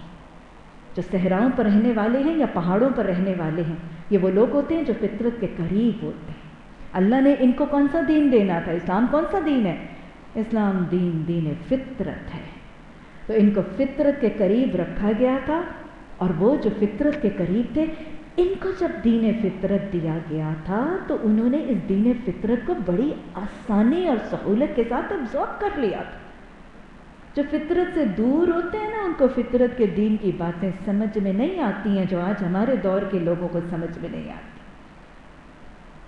اس لیے ان کو جسمانی طور پر، اعصابی طور پر مضبوط کرنے کے لیے، بہادر کرنے کے لیے، نڈر کرنے کے لیے، جانک فشاں کرنے کے لیے، محنتی بنانے کے لیے، اور پھر ان کی زندگیوں میں سادگی لانے کے لیے۔ جو صحرا میں تھے، نہ کوئی کوٹھیاں، نہ جائیدادیں، نہ کوئی تجارتیں، نہ کوئی کھیتیاں، نہ کچھ ہے، ان چیزوں سے ان کو بلند کرنے کے لیے یہ صحرا نوردی کے فائدے تھے، جس کے لیے ان صحرا نواؤں کو چنا گیا تھا، اور پھر فطرت کے قریب رکھا گیا تھا۔ ویسے بھی عربوں کو اس صحرا کے علاوہ ان کو اس لیے بھی چنا گیا تھا کہ ان کی خصلتیں اور فطرتیں بڑی خاص تھیں۔ یہ بنیادی طور پر ایک جنگجو قوم تھی۔ عرب بنیادی طور پر فائٹرز تھے، ان سے اللہ نے جہاد کا کام لینا تھا، ان سے اللہ نے قتال کا کام لینا تھا، تو منتخب ہی ایسی قوم کی گئی تھی جو بنیادی طور پر فائٹرز کی قوم تھی۔ یہ لڑتے تھے، یہ لوٹ مار کرتے تھے، بنیادی طور پر مقصد اور تھا، لیکن پھر اسی صفت کو اللہ نے اور کاموں میں لگا دیا۔ بنیادی طور پر جنگجو قوم تھی، اور پھر ان کی ایک اور عادت تھی، یہ بنیادی طور پر ان کا حافظہ بہت اچھا تھا۔ عربوں کو اللہ نے اس لیے بھی منتخب کیا تھا کہ عربوں کا حافظہ بہت اچھا تھا، اس دور کے بھی اور آج بھی۔ رسول اللہ صلی اللہ علیہ وسلم سے پہلے جو دور کے عرب تھے، ان کا حافظہ اتنا زبردست تھا کہ ان کو آپ آج بھی دیکھیں نا، تو اگر عرب کی تاریخ اور اوریجنل جو عربی خزانے کی کتابیں ملتی ہیں نا، تو ان میں ایک شخص کا جب ذکر ہوتا ہے نا تو صرف اس کا نام نہیں ہوتا، اس کی پوری پچھلی 20 نسلوں کے بعد فلاں بن فلاں بن فلاں بن فلاں بن فلاں. یہ کس چیز کا ثبوت ہے؟ کہ لکھنے والوں کو اس کے 10 نسلوں 20 نسلوں تک کے نام یاد ہوتے تھے. ان کی آباء و اجداد کا شجرہ ان کے حفظ میں ہوتا تھا. اور میں آپ کو بتاؤں، ان کو صرف اپنے آباء و اجداد اور انسانوں کے آباء و اجداد نہیں، ان کے جو ان کے اونٹ تھے نا، ان کے گھوڑے تھے، ان کے شجرے بھی یاد ہوتے تھے. ایسا حافظہ تھا. اپنے اور اپنی برادری کے شجرے انصاف تو یاد کرنا ان کے بچوں کا کام تھا. وہ جب اونٹ خریدتے تھے اور ان کے جو اپنے گھوڑے ہوتے تھے نا، ان کو اپنے گھوڑوں کے بھی شجرے یاد ہوتے تھے. یہ گھوڑا فلاں کا گھوڑا، یہ کس کے پاس تھا، وہ اس کا باپ کس کے پاس تھا، گھوڑے کا دادا کس کے پاس تھا، اس کی نسل کون سی تھی. ان کو اپنے گھوڑوں کے شجرے یاد ہوتے تھے. اور عربوں کا حال یہ کہ وہ جب اپنا کوئی سودا کرتے تھے نا اور اپنی لین دین کرتے تھے، کوئی ان کی بزنس کوئی ڈیل ہوتی تھی نا، تو جو عرب لکھنے پڑھنے بیٹھ جاتا تھا نا، وہ کیا کہتے تھے؟ وہ تو اس کو برا سمجھتے تھے. لو، اس کو اپنے حافظے پہ ہی اتنا اعتماد نہیں، یہ لکھت پڑھت کرتا ہے. تو گویا عربوں کے ہاں کسی تجارت، کسی لین دین کو لکھنا پڑھنا معیوب سمجھا جاتا تھا. ان کا حافظہ بہت زبردست. کیوں چنا تھا اللہ نے اس کو؟ حافظے کی صفت والوں کو کیوں چنا تھا؟ اللہ نے ان میں سے کیا اٹھانا تھا؟ اللہ نے پیچھے ہی ہم نے پڑھا تھا کہ ہم اس کی حفاظت کا ذمہ خود لیتے ہیں. اللہ نے حفاظت کا ذمہ لیا تھا، اس سے پہلے اللہ نے اس کے وسیلے اسباب خود ہی بنا لیے تھے. ایسی بستی کو چنا تھا. یہ صحرا نورد، ان کے حافظے بڑے اچھے تھے. پھر یہ وہ لوگ تھے جو بڑے فصیح البیان تھے. عربوں کی دوسری صفت، اگلی ایک صفت جس کی وجہ سے عربوں کو چنا گیا تھا، ان کے اندر زبان کی فصاحت بہت زیادہ تھی. بڑے فصیح البیان، بڑے ایلوکوئنٹ تھے. وَاذْكُرُوا اللَّهَ كَذِكْرِ آبَائِكُمْ وَأَشَدُّ ذِكْرًا. یہ اپنے باپ دادا کی تعریفوں میں اتنے شعر شاعریاں. میں آپ کو بہت دفعہ بتاتی ہوں نا، ان کا تو بچہ شاعر تھا. زبان کی فصاحت اور بلاغت بہت زیادہ تھی. یہ ساری صفتیں ہیں جو قرآن اور اسلام کے لیے معاون بنی تھیں. پھر ان کی ایک اور صفت تھی، یہ مہمان نواز بہت تھے. قبیلہ پرور بہت زیادہ تھے. قبیلہ پرور بہت زیادہ تھے، مہمان نواز بہت زیادہ تھے، اور جس سے وعدہ کر لیتے تھے نا پھر اس کو پورا کر. یہ جو ہمارا پٹھان قبیلہ ہے نا، ان کی صفتیں بھی ان سے ملتی جلتی ہیں. کافی صفتیں ان سے ملتی جلتی ہیں. یہ بہت قبیلہ پرور تھے. یہ قبیلہ پرور ہونا ہی تو رسول اللہ صلی اللہ علیہ وسلم کے معاون بن گئے تھے. ہاتھ نہیں اٹھاتے تھے. جب رسول اللہ صلی اللہ علیہ وسلم کے وہ چچا فوت ہونے والے تھے اور بیمار ہوتے تھے تو سارے اٹھ کے چلے جاتے تھے کہ یہ قریش مکہ یہ نہ کہیں کہ ہم نے شیخ کے بھتیجے پر بعد سے ہاتھ ڈالا. تو لہٰذا یہ ان کی ایک قبیلہ پروری تھی جو رسول اللہ صلی اللہ علیہ وسلم کی معاون بنی تھی. اور پھر یہ مہمان نواز بھی تھے اور اپنے وعدے کو بھی پورا. تو لہٰذا ان کے ایتھکس بہت اچھے تھے، اور یہی اچھے ایتھکس بھی رسول اللہ صلی اللہ علیہ وسلم کے لیے معاون اور سپورٹر بنے تھے. اور پھر یہ اچھے ایتھکس اسلام کو ساری دنیا میں بھی روشناس اور متعارف کرنے کا باعث بنے تھے. تو لہٰذا یہ چھوٹی چھوٹی قصے اور چھوٹی چھوٹی وجوہات ہیں جس کی وجہ سے عرب کو، عرب کے علاقے کو، عربوں کو اور عربی زبان کو منتخب کیا گیا. واللہ عالم اور بھی بہت سی وجوہات ہیں، اور اگر ہم تاریخی کتابیں پڑھیں تو اسے بہت زیادہ اور واقعات موجود ہیں. بہرحال یہ میں بہت ہی اختصار کے ساتھ بتا رہی ہوں. اللہ سبحانہ تعالیٰ نے اس کے بعد یہ فرمایا، نحن نقص علیک احسن القصص، کہ ہم تم پر ایک ایسا قصہ بیان کر رہے ہیں جو کون سا قصہ ہے؟ احسن القصص. قرآن میں بہت سے قصے ہیں، بہت سے قرآن میں انبیاء کے، قوموں کے قصے موجود ہیں، لیکن اللہ نے اس قصے کو کیا کہا ہے؟ احسن القصص، سب سے حسین قصہ، سب سے زیادہ حسین، سب سے زیادہ حسن والا قصہ. کیوں کہا گیا سورہ یوسف کو احسن القصص، اور حضرت یوسف علیہ السلام کی زندگی کے واقعے کو احسن القصص کیوں کہا گیا؟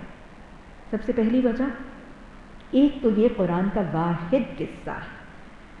کسی نبی کا قصہ ایک جگہ، ایک سٹنگ میں، ایک صورت میں، پورے مربوط طریقے سے، کنٹینیوٹی سے کسی نبی کا قصہ یک لفظ یک جا کر کے قرآن میں نہیں آیا. اور قصہ وہی حسین ہوتا ہے جو سنگل سٹنگ میں پڑھا جائے. حسن اسی کا مزہ. लुत्फ उसी का आता है। वरना वो जो आधी कहानी एक जगह और फिर अगली किस्त में दूसरी और फिर अगली किस्त में तीसरी, उसमें वो किस्से का वो हुस्न कायम नहीं होता। ऐसा है ना, बच्चों को कहानी सुनाते तो मम्मी आगे पूरी आज कर देना, होता है ना, हमारा भी यही ख्वाहिश होती है कि नहीं आज पूरी हो जाए। किस्सा वही अपना हसीन तासुर छोड़ता है जो मरबूत एक ही सिटिंग में हो। तो ये वो वाहिद किस्सा है। आप अंबिया के किस्से देखें, हज़रत इब्राहीम का किस्सा, हज़रत मूसा का किस्सा, बाकी भी अंबिया का किस्सा। हालांकि हज़रत लूत, हज़रत हूद अलैहिस्सलाम के किस्से बड़े छोटे छोटे मुख्तसरन बयान किए गए, लेकिन सारा किस्सा एक जगह नहीं है। ऐसा हमने सूरह आराफ में हज़रत हूद अलैहिस्सलाम का किस्सा, हज़रत लूत अलैहिस्सलाम के किस्से के कुछ हिस्से पढ़े थे, फिर सूरह हूद में और पढ़े, और हमने पिछली सूरतों में कुछ और हिस्सा पढ़ लिया ना। तो लिहाजा मुंतशिर अज्जा की शक्ल, मरबूत नहीं है, रब्त नहीं है, कॉन्टीन्यूटी नहीं है, आधा एक जगह, आधा एक जगह, आधा एक जगह। उसमें एक अपनी हिकमत है। अल्लाह नबी के जिस हिस्से को वहाँ पर एक पैगाम नमूना देना चाहता है वो हिस्सा वहाँ कोट कर दिया जाता है, लेकिन बहरहाल किस्से में हुस्न नहीं आता। ये वो किस्सा है, वो हसीन इसलिए बनता है, अहसन इसलिए बना है कि यक लख्त एक सिटिंग में बयक वक्त पूरा किस्सा सुनाया गया। वैसे किस्सा है भी बहुत खूबसूरत, और किस्सा है भी बहुत खूबसूरत, और वो शख्स जिसका किस्सा है वो कौन है? हज़रत यूसुफ अलैहिस्सलाम का क्या मशहूर है?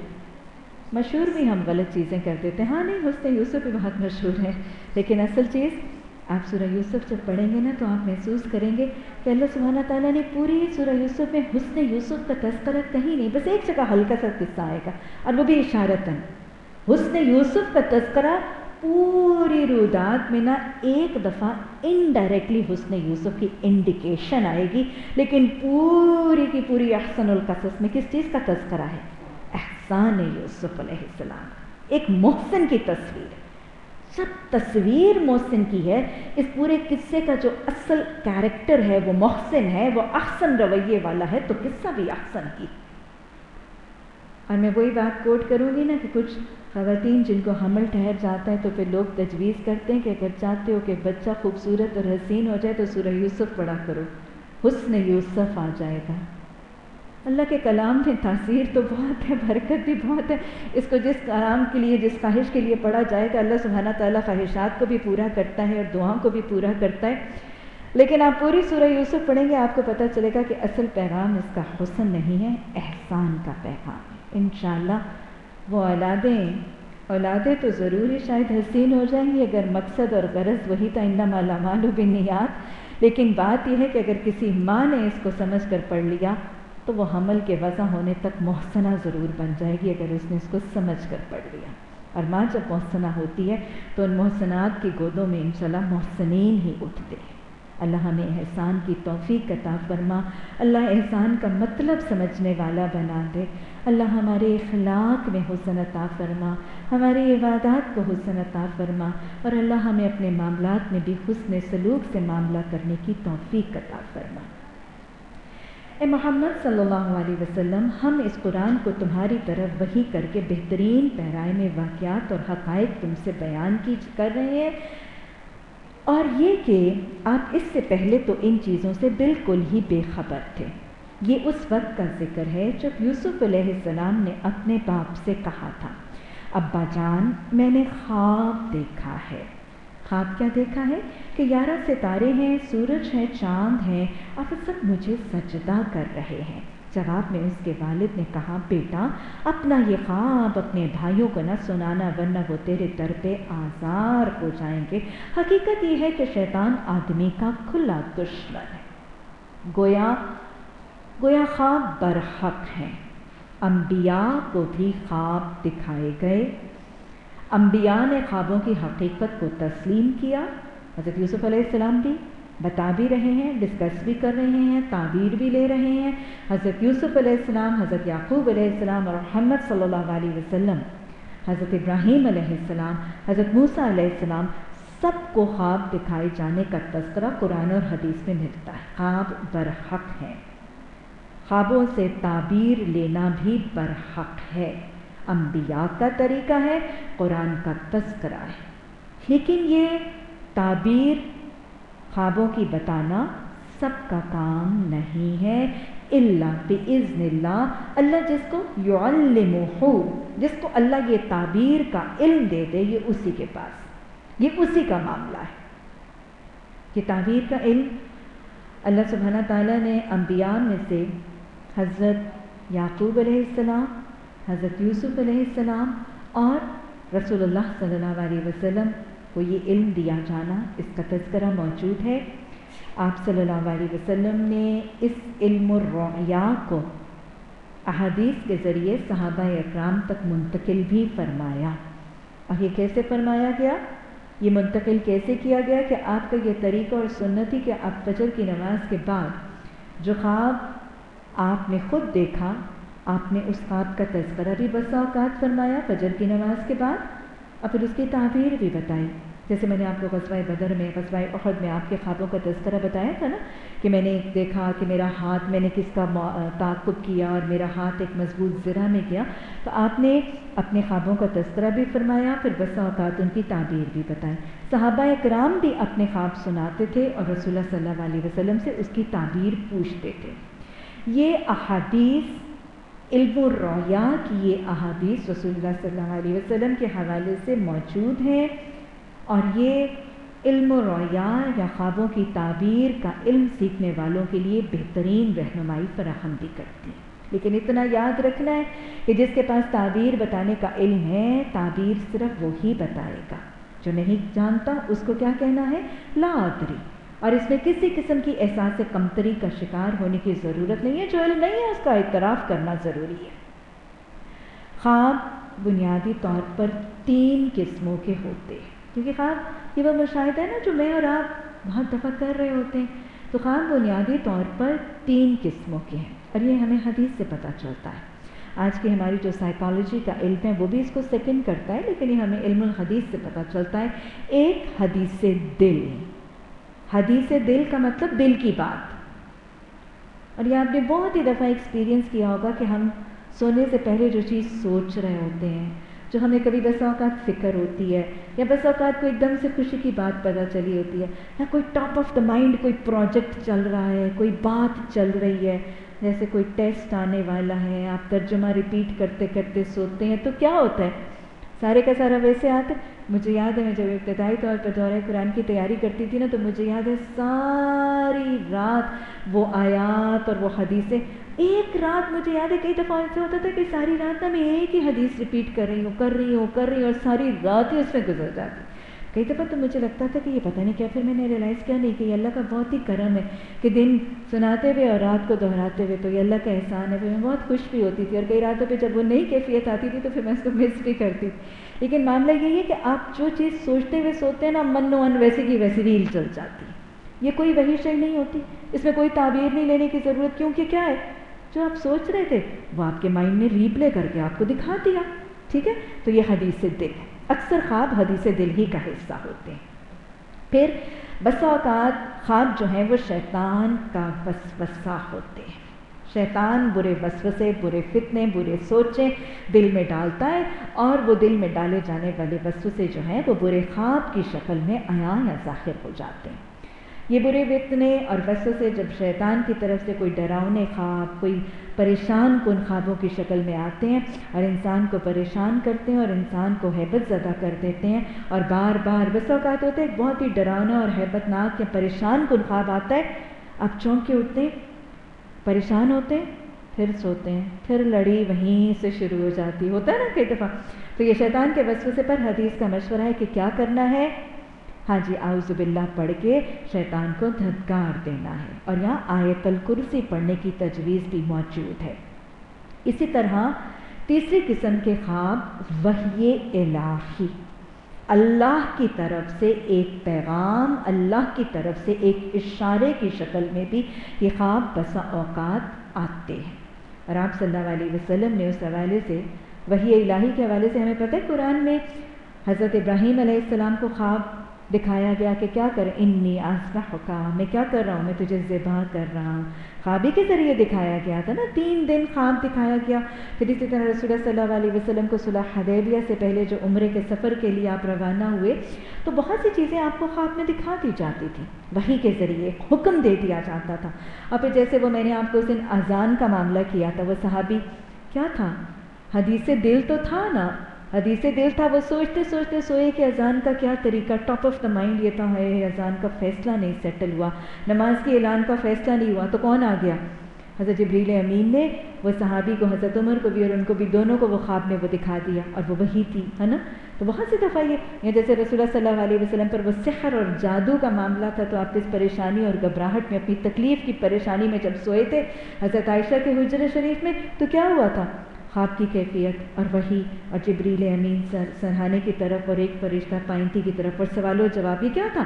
یہ وحی کے ذریعے بتایا گیا تھا کہ جادو ہے اور وہ جادو کہاں ہے اور کیا پڑھنا ہے۔ تو لہٰذا وحی کا اشارہ بھی خواب بسا اوقات ہوا کرتے ہیں، خواب سچے بھی ہوتے ہیں اور خواب جھوٹے بھی ہوتے ہیں۔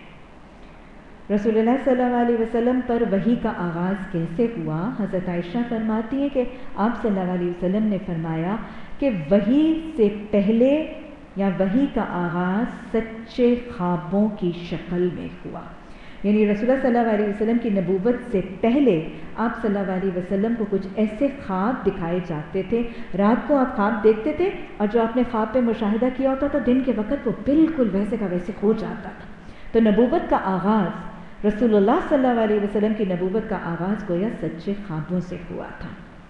اب پھر آپ نے یہ بھی فرمایا سچا خواب نبوت کا 46واں حصہ ہے، تو لہٰذا ایک اور طرح سچے خواب کے حوالے سے یہ بھی آتا ہے کہ آپ صلی اللہ علیہ وسلم نے فرمایا کسی شخص کے سچے ہونے کے لیے کافی ہے کہ اس کے خواب سچے ہو جائیں، کسی شخص کے لیے کہ سچے ہونے کے لیے یہ کافی ہے کہ اس کے خواب سچے ہو جائیں۔ کیا مطلب؟ 2-3 مطلب سمجھ میں آتے، یعنی ایک شخص خواب دیکھتا ہے اور وہ واقعی ویسے ہی ہو جاتا ہے، دس مینز واٹ؟ وہ شخص جس کو سچے خواب آتے ہیں وہ سچا ہے، یہ پہلی بات سمجھ میں آ رہی۔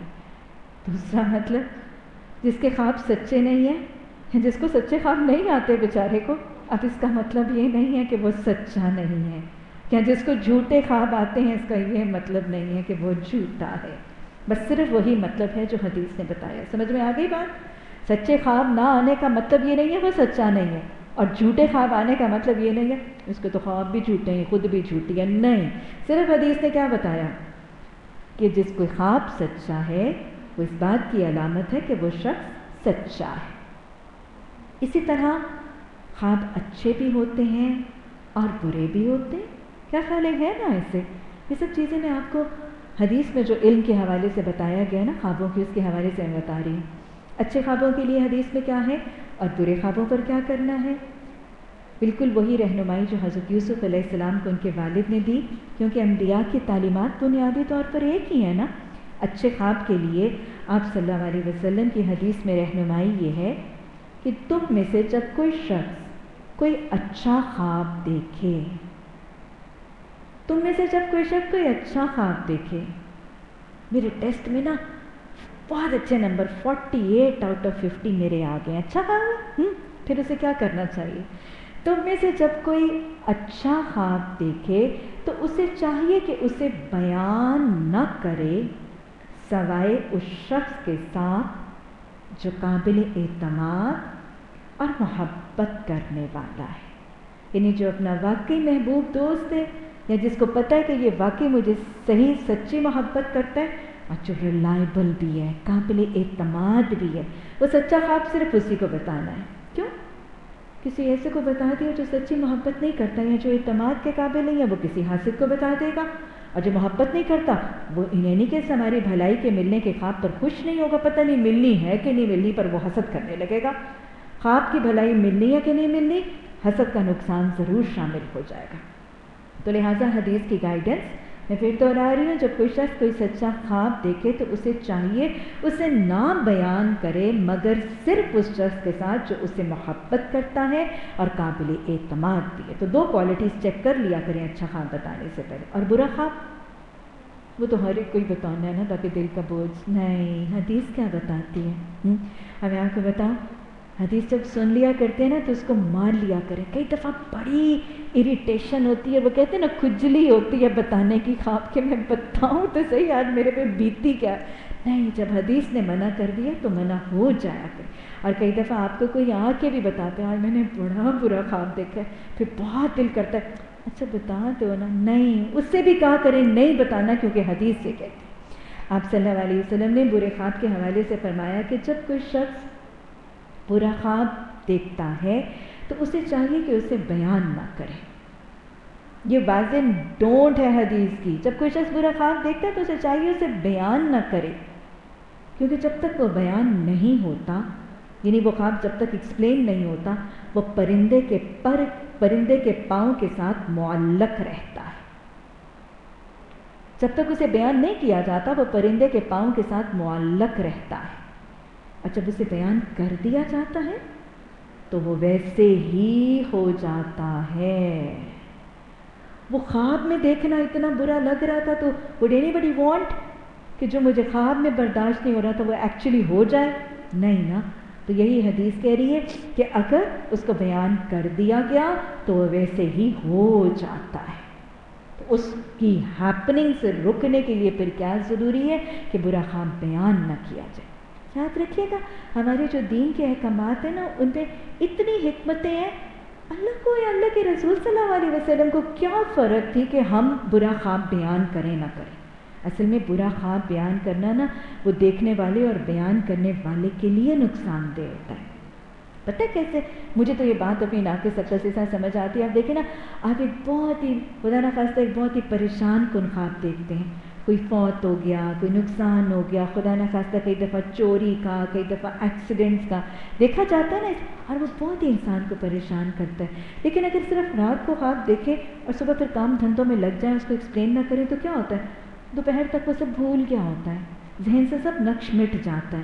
لیکن کیا ہوتا ہے, ایک چیز آپ صرف دیکھتی ہیں اور ایک چیز دیکھنے کے بعد ایک ڈرامہ, کوئی قصہ آپ صرف دیکھتی ہیں, لیکن ایک وہ قصہ جو آپ دیکھنے کے بعد کسی کو بیان بھی کرتی ہیں, کون سا یاد رہتا ہے بتائیں؟ وہ جو آپ نے زبان سے ایک اسکرین پر دیکھا پھر دیکھنے کے بعد بیان بھی کرتے ہیں. یہ خواب کے ساتھ بھی ہوتا ہے. خواب کی طریقہ یہ ہے, وہ آتا ہے اور وہ عجیب سی چیز تھی وہ غائب بھی اسی طرح, جس طرح آیا تھا ویسے وہ غائب بھی ہو جاتا ہے. لیکن اگر اس کو بیان کر دیا جائے نا تو وہ کیا ہوتا ہے, وہ پکا ہو جاتا ہے, وہ راسخ ہو جاتا ہے, وہ گڑ جاتا ہے, میرے حافظے میں رہتا ہے. اب وہ جس نے مجھے صرف آدھی رات پریشان کرنا تھا وہ باقی سارا وقت پریشان کرتا رہے. میرا ریئیکشن, میرا بیہیویئر, اس کے وہم, اس کی پریشانی, اس کی نا امیدی, اس کی مایوسی میں بھی وہ تکلیف آئی نہیں, اس سے پہلے میں اس کو منتظر بن جاتا. اور پھر بسا اوقات اس کے ضرر اثرات جو ہیں وہ بھی مرتب ہو جاتے ہیں. تو اللہ سبحانہ تعالیٰ بسا اوقات نا وہ آپ برا خواب بتا رہے ہوتے ہیں تو ایسے لگتا ہے آپ سارا سینیریو جو ہے وہ ری لیو کر رہے ہیں, آپ ری ٹاک کر رہے ہیں, ری لیو کر رہے ہیں. تو وہ بہت ہی پکا ہو کے نا ذہن نشین ہو کے وہ نقش گڑ جاتا ہے. اس کی حکمت ہے. بہرحال واضح ڈونٹ ہے برے خواب کو بیان نہیں کرنا. اور خواب میں وحی کے حوالے سے ایک چیز استخارہ. استخارہ جی کیا ہے؟ بس اوقات کچھ سوال ایسے آتے ہیں کہ وہ سوال کرنے والا ایک دن سوال کرتا ہے اور اگلے ہی دن, اگلی ہی آیت میں, اگلے ہی سبق میں اس کا جواب مل جاتا ہے. ہوتا ہے نا, بہت دفعہ ایسے ہوتا ہے. تو میرے ساتھ بہت زیادہ دفعہ ایسا ہوتا ہے کہ کچھ سوال کرنے والے کلاس میں بھی بس اوقات نا, ہماری تو خیر ریکارڈنگ ہو رہی ہوتی ہے تو میں منع کرتی ہوں کہ وہ ڈسپلن کی وجہ سے بھی نہ کیا جائے. لیکن بس اوقات جن کلاسز میں کویشچن آنسر سیشن اوپن ہوتا ہے تو کویشچن کرنے والا کویشچن کر رہا ہوتا ہے تو بتانے والے کو پتہ ہوتا ہے کہ ابھی کیا پوچھ رہے ہو, اگلی آیت میں اس کا جواب آگے آنے ہی والے. تو اسی لیے بہت زیادہ کلاس میں وہ سوال جواب کو اس لیے بھی ڈسکریج کیا جاتا ہے, پہلے سن لو, سارا ہضم کر لو, اس میں نہیں کہ تمہارے سوالوں کے جواب آئیں گے اور اگر نہ آئے تو پھر اینڈ میں اختتام میں دے دیے جائیں گے. اسی لیے ان چیزوں سے روکا جاتا ہے نا. تو اور میرے ساتھ بہت دفعہ ہوتا ہے کہ مجھ سے کوئی شخص ایک دفعہ سوال کرتا ہے اور مجھے پتہ ہوتا ہے کہ ابھی یہ آگے آنے ہی والا ہے اور اگلی ہی آیت میں اس کا جواب آ بھی جایا کرتا ہے. تو استخارے کے سوال کے حوالے سے میں آپ کو بتا دوں کہ استخارہ جو خوابوں میں بسا اوقات جب اس کا جواب آتا ہے تو وہ بھی وحی کی ایک شکل ہے. استخارے کے طریقے کے بارے میں ہمارے نارمز میں بہت سی غلط فہمیاں اور غلط طریقے رائج ہیں. آج اس کو ذہن نشین بھی کر لیجئے اور یاد کر کے سیکھ بھی لیجئے تاکہ آپ لوگوں کو مسنون طریقہ استخارے کا سکھا سکیں. استخارے کا مطلب ہے خیر طلب کرنا.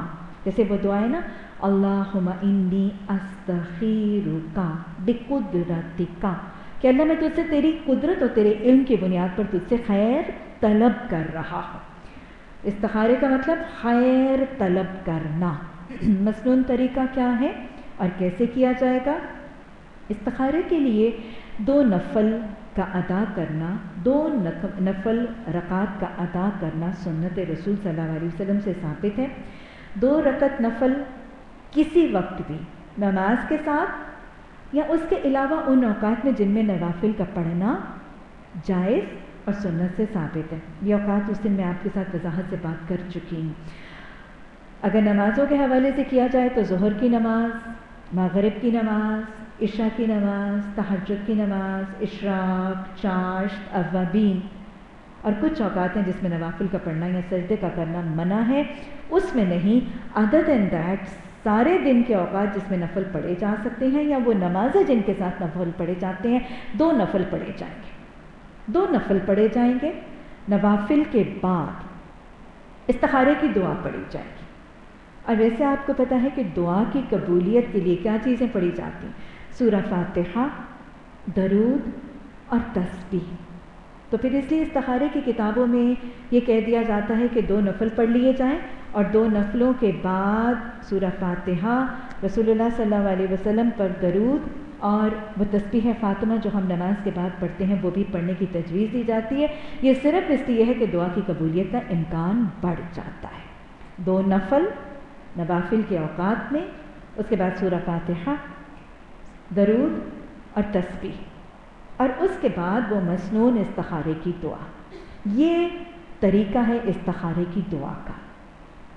وہ جو ایک نام سا ہے کہ بسا اوقات کچھ لوگ کہتے ہیں کہ رات کو سوتے وقت پڑھا جائے گا اور رات کو آخری چیز کی جائے گی، اس کے بعد کوئی بول چال نہیں کی جائے گی، یہاں تک کہ کچھ لوگ کہتے ہیں کہ اس وقت نہ پھر بعد میں ستارے کو بھی دیکھنا ضروری ہے اور آسمان پہ چاند کو بھی دیکھنا ضروری ہے، پھر مشقتیں جتنی مرضی ڈال لیں، یہ سنتوں میں نہیں ہے۔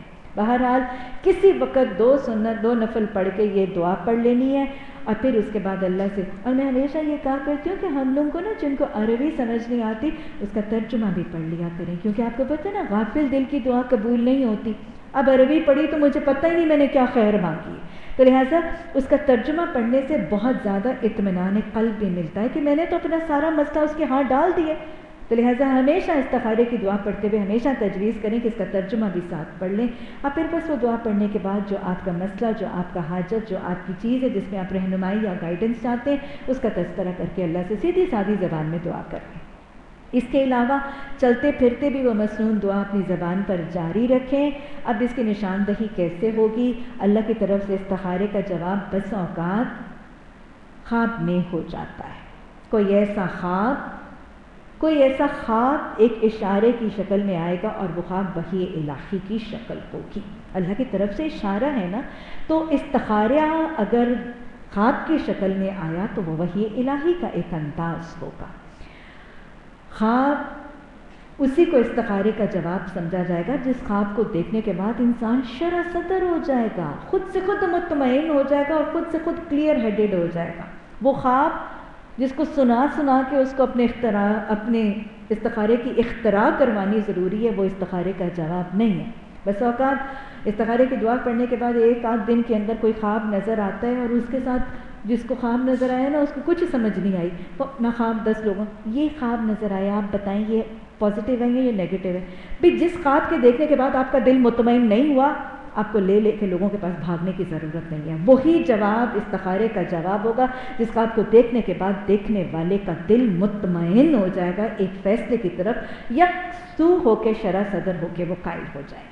اس میں گھڑت کرنا، من گھڑت کہانیاں، میں نے دیکھا تھا اس کے سر پہ پھولوں کا ہار تھا، اس کا مطلب ہے یہ تو بہت اچھی بات ہے۔ اگر پھولوں کا ہار دیکھنے کے بعد آپ کا دل مطمئن ہے، بار بار لوگ آتے ہیں مجھے جواب دیں، تو میں کہتی ہوں اپنے دل کی حالت کھنگالیں، آپ کا اسٹیٹ آف مائنڈ کیا ہے؟ یہ خواب دیکھنے کے بعد آپ مطمئن ہیں، یکسو ہیں، آپ کا فیصلہ ہو گیا تو بس ٹھیک ہے، یہ اشارہ تھا۔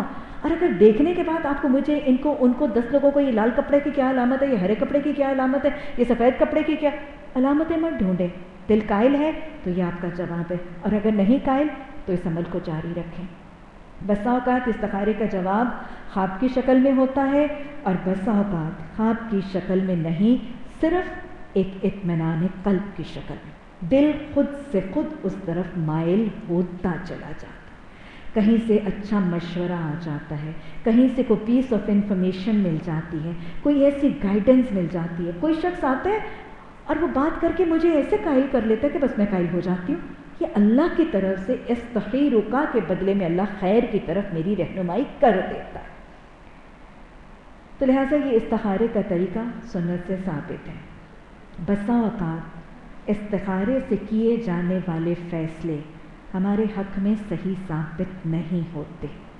بہت سے لوگ آ کے مجھے یہ سوال کرتے ہیں اور کہتے ہیں اس فیصلے سے پہلے تو میں نے استخارہ بھی کیا تھا، پھر یہ شادی یا نکاح کیوں ٹوٹ گیا؟ میں نے اللہ سے خیر مانگی تھی، یہ اس طرح کے نیگیٹو اثرات ہونا، کیا میرا استخارہ ٹھیک نہیں تھا یا کیا استخارہ ہوتا ہی ٹھیک نہیں؟ پھر اس وقت انسان کو شیطان بہت سے وسوسے ڈالتا ہے۔ یاد رکھیے گا ہر ہیپننگ میں کوئی نہ کوئی خیر ضرور ہوتی ہے۔ بسا اوقات ایک مشکل کی حالت، ایک ڈیفیکلٹ سچویشن، ایک تکلیف، ایک غم، ایک پریشانی اس سے بڑے خیر کا پیش خیمہ ہوتی ہے۔ جب مانگتے خیر ہیں تو بسا اوقات اللہ ظاہراً فوری طور پر اسی فیصلے میں خیر نہیں نکالتا، لیکن ان دا لانگ ٹرم اس میں کوئی نہ کوئی خیر آنے والی پوشیدہ اور چھپی ہوئی ضرور ہے۔ لہٰذا اللہ سے استخارہ کرنے کے بعد، اللہ سے مشاورت کرنے کے بعد اس کے نتائج میں کسی قسم کا خوف، کسی قسم کا خطرہ یا کسی قسم کے شک کا شکار ہونا بھی مومن کا طریقہ نہیں ہے۔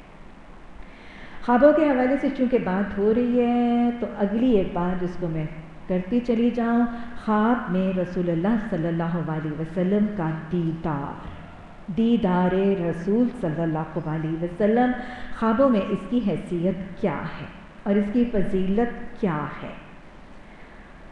سب سے پہلی بات کہ اگر کوئی شخص کہے کہ مجھے خواب میں رسول اللہ صلی اللہ علیہ وسلم کا دیدار ہوا ہے، حدیث کے الفاظ موجود ہیں، آپ نے فرمایا جو شخص یہ کہے کہ اس نے خواب میں مجھے دیکھا، اس نے مجھے ہی دیکھا، کیونکہ شیطان میری خلیے میں نہیں آ سکتا۔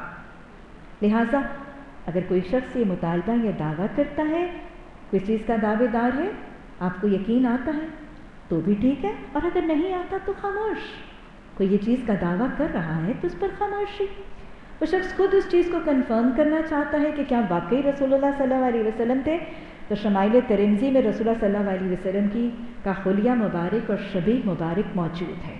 آپ صلی اللہ علیہ وسلم کا چہرہ مبارک، آپ کی داڑھی مبارک، آپ کی رنگت، آپ کی قد و قامت، آپ کی جسامت کے بارے میں شمائل ترمذی میں پورے کا پورا وہ خاکہ موجود ہے۔ تو جو خود دیکھنے والے کو یہ معاملہ ہے اور اس کو شک و شبہ ہے اور وہ یقین نہیں ہے، وہ شمائل ترمذی میں آپ کا جو پورا کا پورا حلیہ مبارک ہے اس کے ساتھ اپنے خواب کے اس نظارے کو کمپیئر کر کے اپنی کنفرمیشن کر سکتا ہے۔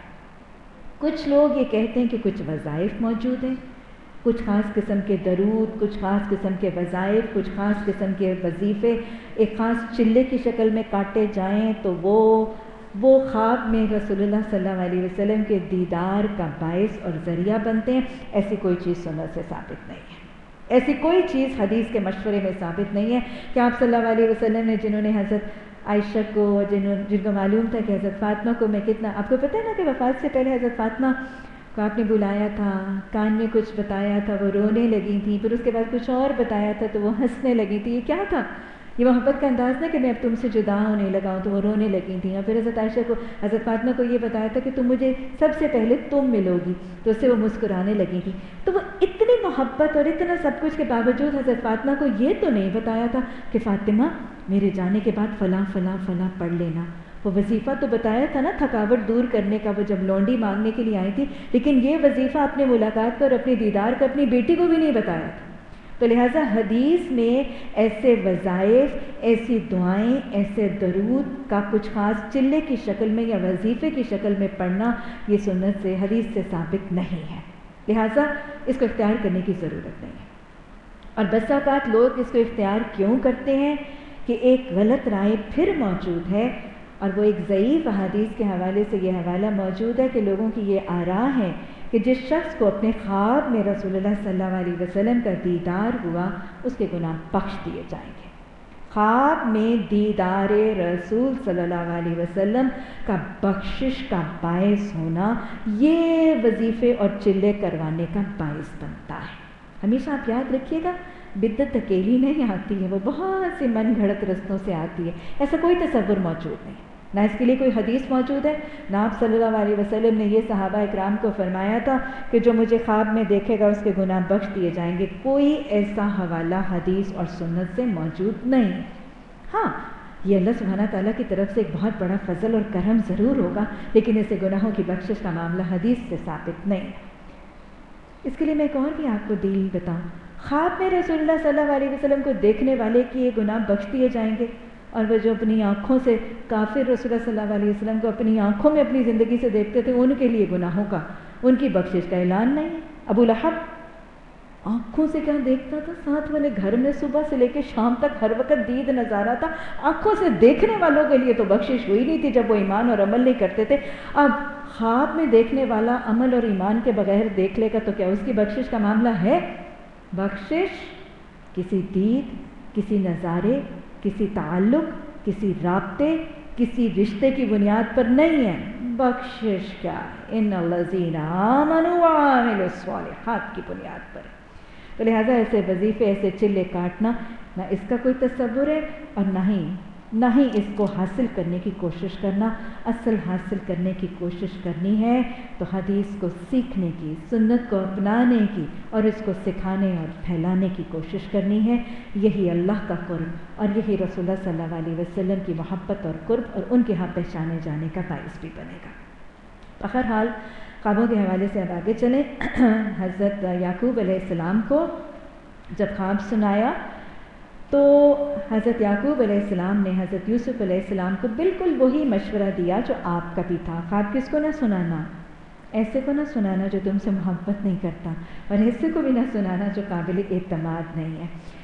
اور پھر وہ یاد رکھیں، ابھی ساتھ حضرت یعقوب علیہ السلام نے یہ بھی فرمایا کہ تیرا رب تجھے اپنے کام کے لیے منتخب کرے گا، تجھے باتوں کی تہہ تک پہنچنا سکھائے گا اور تیرے اوپر اور آل یعقوب پر اپنی نعمت اسی طرح پوری کرے گا جس طرح اس سے پہلے وہ تیرے بزرگوں ابراہیم اور اسماعیل اور اسحاق علیہ السلام پر کر چکا ہے۔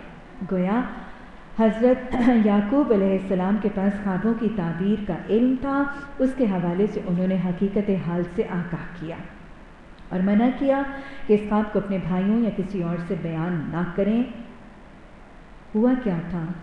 حضرت یعقوب علیہ السلام نے کیا کیا تھا؟ انہوں نے کوشش کی تھی اپنے بیٹے کو حاسدوں سے بچانے کی، حسد کے ضرر رساں اثرات سے بچانے کی، حاسدوں کی چالوں اور مکر سے بچانے کی کوشش کی تھی۔ حضرت یعقوب علیہ السلام نے، اللہ کے بندے نے جن کا لقب اسرائیل ہے، انہوں نے کوشش کی تھی۔ کیا ان کی کوشش کامیاب ہوئی؟ بندہ کیا کر سکتا ہے؟ نیکوکار سے نیکوکار شخص، محبت سے زیادہ محبت رکھنے والا شخص کر کیا سکتا ہے؟ صرف کوشش کر سکتا ہے، صحیح کر سکتا ہے۔ بڑے سے بڑے نیکوکار کی کوشش بھی اللہ کے اذن اور مقابلے کو اللہ کے اذن اور حکم اور فیصلے کو بدل نہیں سکتی۔ ہوتا وہی ہے جو اللہ چاہتا ہے، اور اللہ جو چاہتا ہے اس کے وسیلے اسباب بنا دیتا ہے۔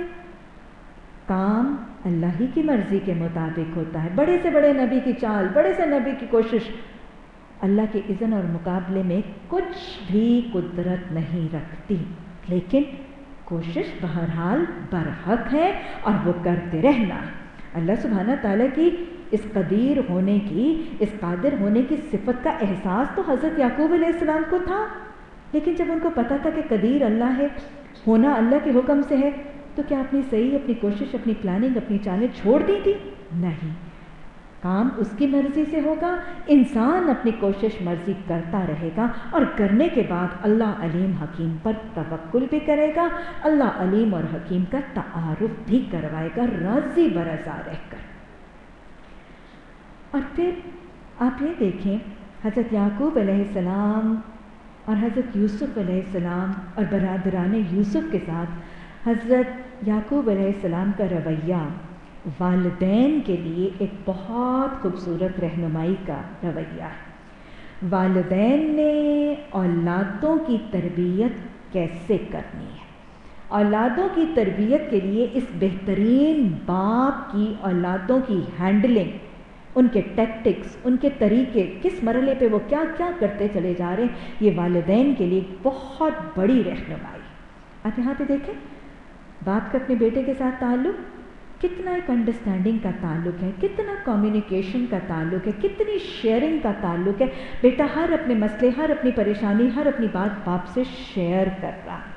اولادوں کا قرب، اولادوں کے ساتھ انڈرسٹینڈنگ، اولادوں کے ساتھ ایک دوستانہ سا ماحول اور شیئرنگ اور انڈرسٹینڈنگ کا ماحول والدین کے لیے تربیت کا ایک اصول.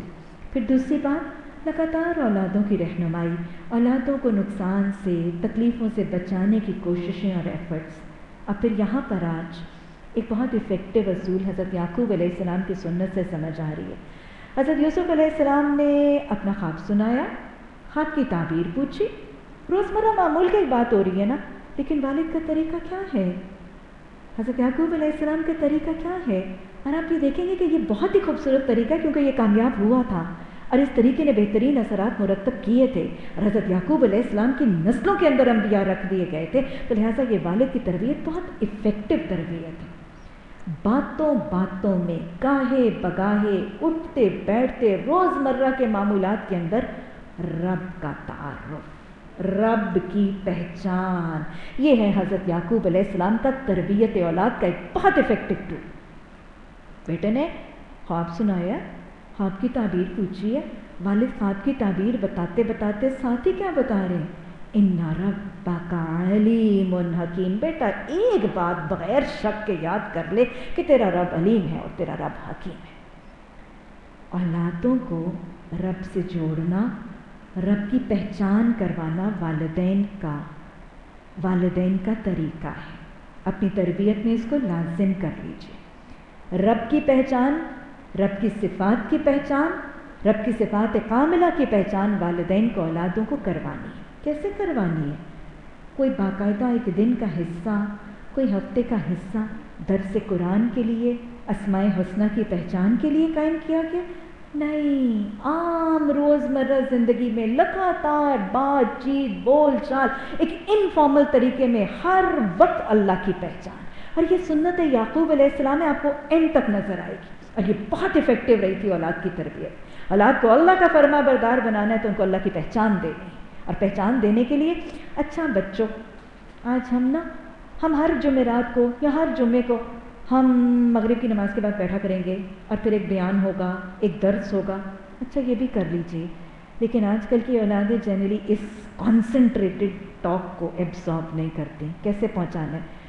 باتوں میں کھانا آیا ہے، اللہ کتنا اچھا رازق ہے، رزق ملا ہے، ہائے اللہ کے ہاتھ میں کنجیاں اس نے دے دی. باتوں میں اٹھتے پھرتے چلتے پھرتے نظارہ دیکھا ہے تو اللہ کا تعارف، پرندہ دیکھا ہے تو خالق کا تعارف، ہوائیں دیکھی ہیں تو اس قدیر کا تعارف، بارش پہ اور طریقے سے تعارف. تو لگاتار وہ بچہ آپ کے پاس کوئی سوال لے کے آیا، اس کا سوال اس کو جواب دے اور پھر اللہ کا تعارف. تو گاہے بگاہے اس طرح جو پیسیولی تعلیم جاتی ہے نا، وہ محسوس بھی نہیں ہوتی، وہ پتہ بھی نہیں چلتا. کہ جو باقاعدہ ہم ماحول بنا کے بیٹھتے ہیں، پھر بچے کہتے ہیں چلو جی امی شروع ہو گئی.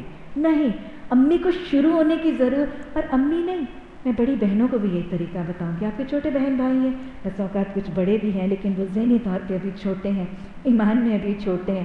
تو جو اس شعبے میں آپ سے ذرا سے پیچھے ہیں، ان کو باقاعدہ ماحول بنا کے، کچھ لوگ ماحول میں بھی ریجیکٹ کرتے ہیں نا، ہاسٹائل ہو جاتے ہیں. چلو جی یہ ملانی بھی لگی ہے، اس کا خیال ہے بڑی نیک ہے، میں نے تو پہلے ہی دروازے بند کر لینے. وہ بند ہو گئے، کچھ نہیں.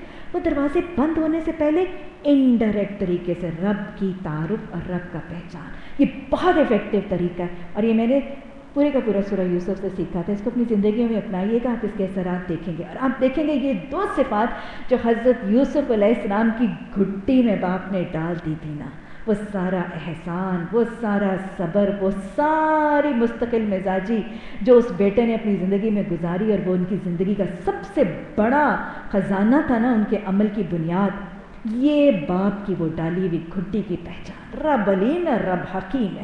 یہ دو سب سے بڑے تعلیم کے خزانے جو باپ نے ماحول کے ذریعے نہیں، انڈائریکٹلی بیٹے کے دماغ کے اندر انجیکٹ کیے تھے نا، یہ ہر جگہ اس بیٹے کو فائدہ دیتے نظر آتے. بیٹا صابر بھی رہا، شاکر بھی رہا، راضی برضا بھی رہا، تحمل سے بھی رہا، بردباری سے بھی رہا. باپ نے چلتے پھرتے سکھا دیا تھا. باپ علیم ہے، رب علیم ہے، رب حکیم ہے.